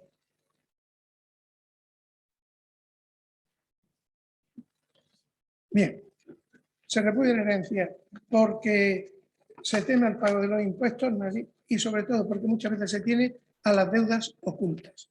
Deudas ocultas, por ejemplo, un profesional, un arquitecto que no sabe si 6 años después de morir su padre se va a encontrar con que sobreviene una responsabilidad pues, de decenas de millones o centenas de millones de euros. Todo esto que en muchos casos, personas que han estado en órganos de administración de sociedades, que puede venir una derivación de responsabilidad fiscal y todo eso, pues se están pudiendo denunciar. Todo esto con el beneficio de inventario se puede atajar. Bien, ante la llamada al orden, me voy a referir brevemente a otras dos cuestiones. Uno de ellos es la aprobación de las particiones cuando hay pago en metálico de la legítima. Una de las novedades es que me refiero al artículo 843. El 843 se refiere, está en el Código Civil, en la sección relativa al pago en metálico de la legítima.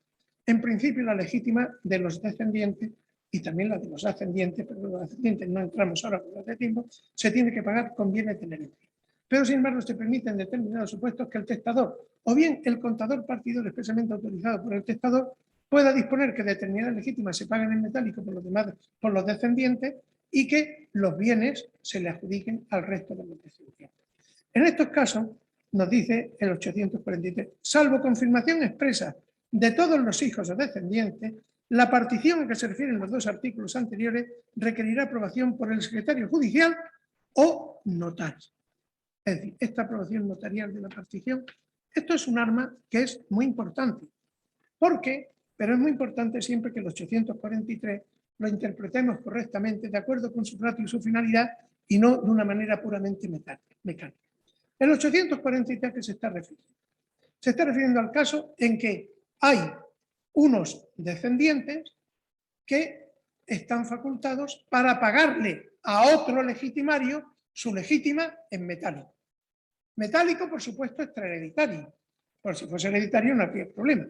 Y en este caso es perfectamente posible que se le pague la legítima en metálico y eso no tiene ningún problema si se aprueba por quien va a recibir su legítima en metálico.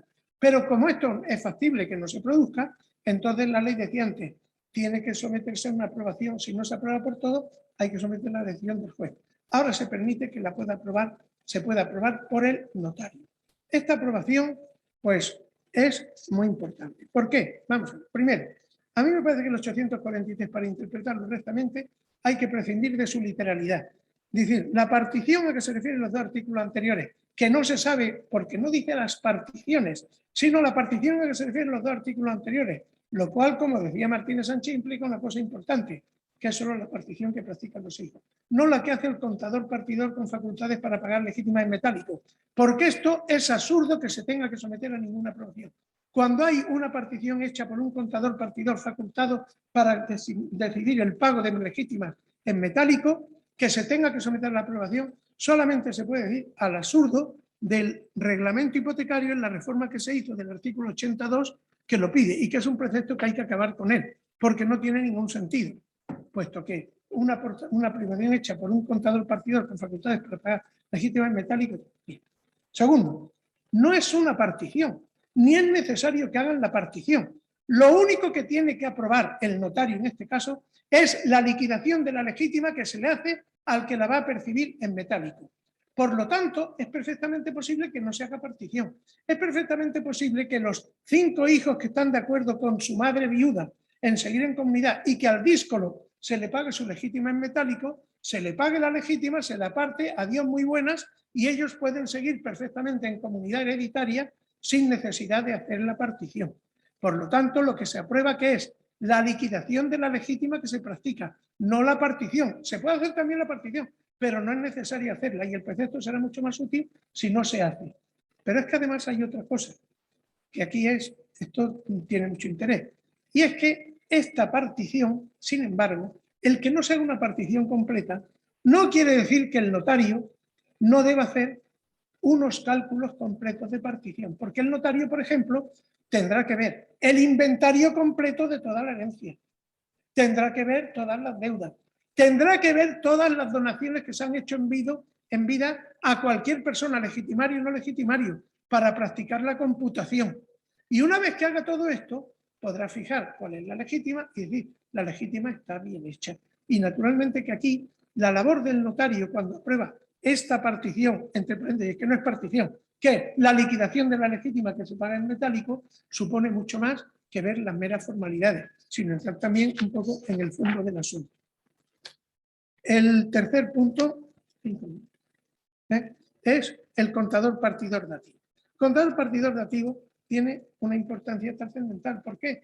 Porque el desgraciado principio de unanimidad en la partición llevaba a que, en muchos casos, a que el chantajista se imponía y lograba de sus hermanos o de sus herederos prestaciones exorbitantes o mordidas y amenazando con el riesgo del proceso. Ahora mismo, esto ya, la ley permitió, después de la reforma que se hizo en el año 81, la reforma del 81, pues se planteó un problema, y es que tenía que ver la legítima, todos los hijos quedaron equiparados. Y entonces, la legítima de los hijos no matrimoniales, que concurrían con los hijos matrimoniales, pues en principio se pensó que se le podía pagar en dinero. Esto se estimó que iba contra la Constitución y entonces se llegaron a una fórmula intermedia y dice, bueno, pues se le puede pagar en dinero no ya solo a los no matrimoniales, sino a cualquiera. Pero vamos a arbitrar un procedimiento y entonces por una enmienda, esto lo explica José Antonio Escurtín muy bien, que fue ponente en el Congreso de esto, pues se metió la figura del contador partidor dativo. Se menciona la figura del contador partidor dativo, pero claro, el contador partidor dativo se nombraba judicialmente y luego la partición que hacía se aprobaba también judicialmente. Lo que ha hecho la ley de jurisdicción voluntaria es permitir que alternativamente este contador partidor dativo se nombre judicial o notarial. Esta es la norma. Aquí, claro, ya nos plantea un problema que es la entrada en vigor. ¿A qué particiones se puede aplicar la figura del contador partidor dativo nombrado notarialmente? Hay opiniones para todos los gustos. Uno dice, solamente aquellas que se haya producido el fallecimiento después del 23 de julio del 15, que es cuando entró en vigor la ley de jurisdicción voluntaria. Yo creo que no. Otro dice, las que sean posteriores al año, a junio del 81, que es cuando entró en vigor la norma que permanecía, que admite el contador partidor dativo. Yo creo que tampoco. Es decir, a toda partición. Es decir, las normas por las que se hace la partición. Una cosa es que las sucesiones se rijan por la ley existente en el momento del fallecimiento del causante, pero eso se refiere a los aspectos sustantivos, efectos de la preterición, efectos de esto y tal, naturalmente que sí. Pero la forma de efectuar la partición es no la ley del procedimiento, sino es la ley que está en vigor en el momento en que se practica la partición, en el aspecto formal. Faltaría más que ahora viniese un señor con la pretensión de que la testamentaría de su bisabuelo, que murió en el año 1996, se tramitase por el juicio voluntario necesario de testamentaría de la ley de 1881. Esto, vamos, yo creo que se debe aplicar a todo. Luego es muy importante también ver otra cosa. Esto se aplica fuera del ámbito del Código Civil a las legislaciones forales. Pues sintiéndolo mucho, yo creo que no. Porque esto no es una norma de carácter procesal. La figura del contador partidor dativo, si fuese procesal, ya yo después de la sentencia del Tribunal Constitucional sobre el libro de las obligaciones en Cataluña y cómo entiende que es derecho procesal la condición resolutoria notarial, ya no sé lo que es derecho procesal para el Tribunal Constitucional, pero a mí me parece desde luego que esto no es una figura procesal. Esto es una figura sustantiva y por lo tanto, sintiéndolo mucho, en las legislaciones forales no se puede aplicar esto. Clarísimamente está el caso en Cataluña. Cataluña en el año 81 el Código de Sucesiones tenía una figura parecida. Luego en el libro sexto de las sucesiones desaparece. Pues en Cataluña no hay. Y con Navarra digo lo mismo. Segundo, al margen de esto es importante otra cosa. No se aplica este procedimiento solo a las cuestiones de partición de herencia, sino que en mi opinión se puede aplicar también a las disoluciones de comunidad por el artículo 406 del Código Civil, que te dice que en todo lo referente a la disolución de la comunidad se aplican las normas de la partición hereditaria. Y las normas de la partición hereditaria son naturalmente todas las que regulan responsabilidad, formas de los derechos.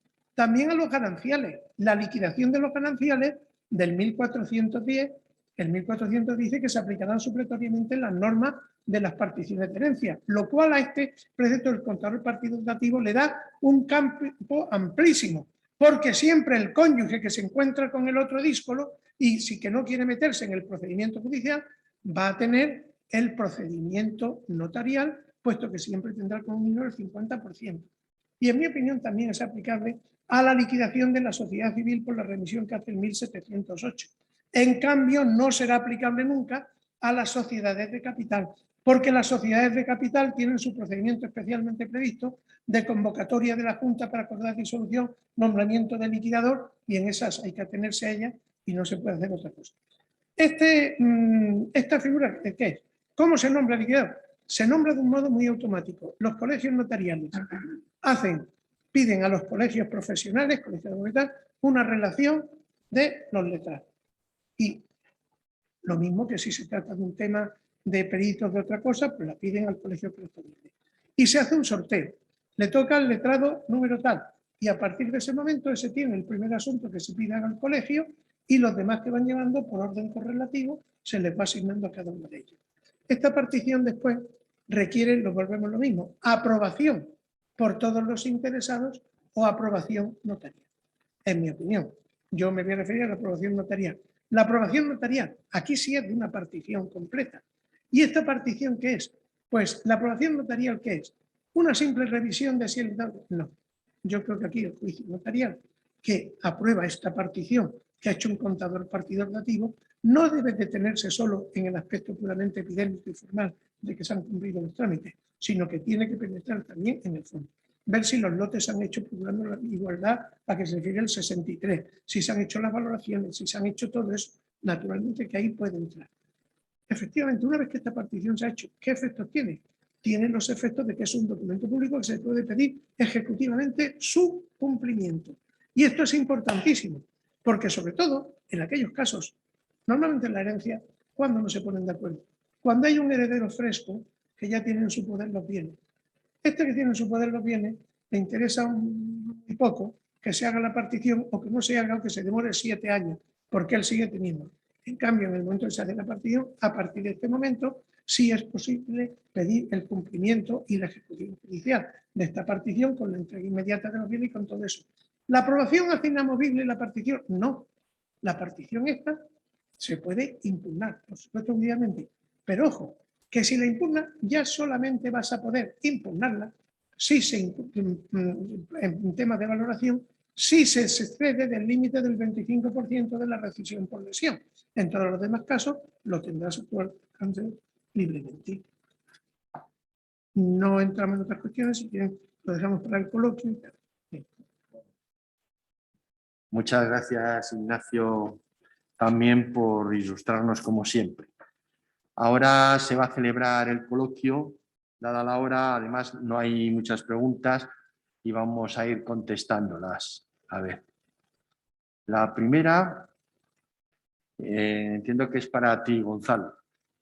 Dada la actual redacción del artículo 90 del Código Civil, ¿tendrá el notario que preguntar si hay animales de compañía? Y si los hay y no estima adecuada la regulación que se haga, ¿deberá archivar el expediente de divorcio y remitir a las partes al juzgado? Yo creo que no.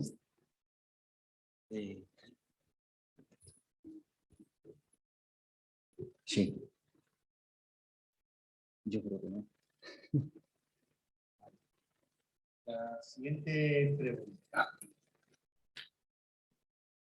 Si acepta ante notario la herencia o no la acepta pasado esos 30 días, ¿qué se entendería que si la acepta igualmente?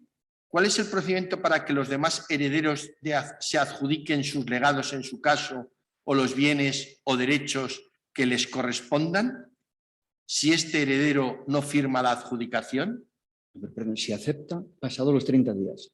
Eso es lo que dice. Si acepta ante notario la herencia o no la acepta pasados esos 30 días, que se entendería que si la acepta igualmente, ¿cuál es el procedimiento para que los demás herederos se adjudiquen sus legados en su caso o los bienes o derechos que les correspondan si este heredero no firma la adjudicación? Vale, o sea, si ha aceptado la herencia, se entiende que lo ha aceptado pura y simplemente y ha de procederse a la adjudicación de la herencia, ¿verdad? ¿Qué pueden hacer los demás herederos? Hombre, pues una de las opciones que tienen es el contador partidor dativo del que nos ha hablado Ignacio. A ver, esta también es para ti, Gonzalo. Si después de intentar mediante requerimiento personal 2 veces la interpelatio y una más por correo certificado y ni abre la puerta ni recoge la notificación por correo, ¿se puede proceder a la partición de la herencia mediante contador dativo designado notarialmente? Vamos a ver, lo primero que tenemos que tener en cuenta es determinar si la interpelación se ha considerado efectivamente realizada o no se ha considerado efectivamente realizada, lo cual es un problema importante de interpretación que los pondré con detenimiento cuando llegue el momento, ¿no? Porque a mí me corresponde impartir esta sesión. Si se niega radicalmente a recoger el requerimiento, a recoger la cédula de notificación, desde ese momento se entiende que se ha realizado la interpelatio. Y si transcurre el plazo de 30 días naturales, desde ese instante, Pues, y no contesta, se entiende que ha aceptado la herencia pura y simplemente. A partir de ahí se desatan todos los mecanismos que sean necesarios para adjudicar la herencia, entre ellos la figura del contador partidor dativo. Esta es para ti, Ignacio. Si aún hecha la aprobación por el notario de la legítima en metálico, el heredero no está de acuerdo, ¿cuál sería el procedimiento? El declarativo que corresponde. Ay, perdón. Puedes repetirlo, que no oigo, sí. El declarativo correspondiente. Vale. Y otra pregunta. Nombrado un contador partidor dativo, si no hay inventario, como es habitual, ¿quién tiene que hacer el inventario y quién lo paga?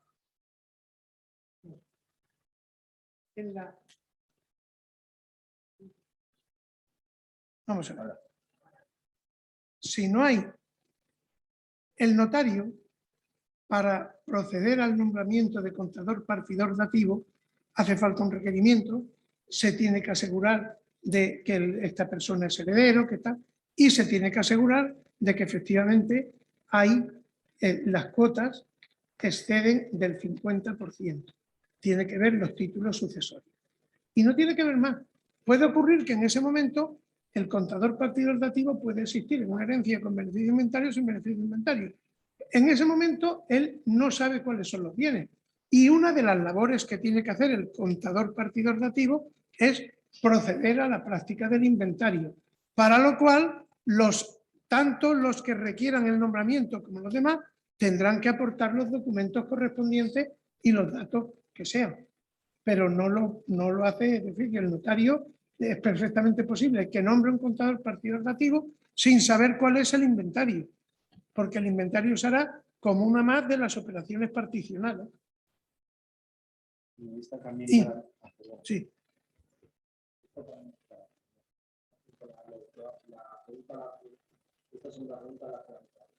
El contador partidor dativo pide una provisión de fondos, tiene que gestionarlo el notario, y si no se hace la provisión, ¿qué pasa?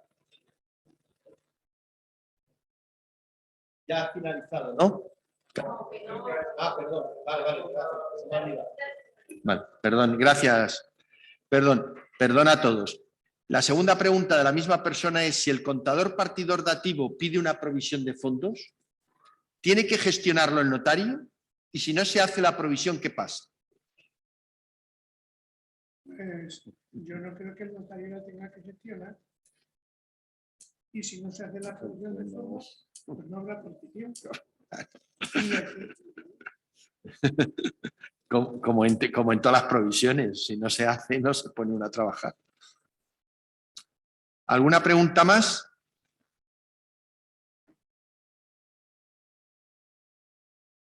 ¿Sería la última? Dada la hora. Bueno, pues si no hay más preguntas, daros las gracias tanto a ti, Gonzalo, como a ti, Ignacio, por vuestras brillantísimas exposiciones y a todos ustedes por su asistencia y nada más. Buenas tardes.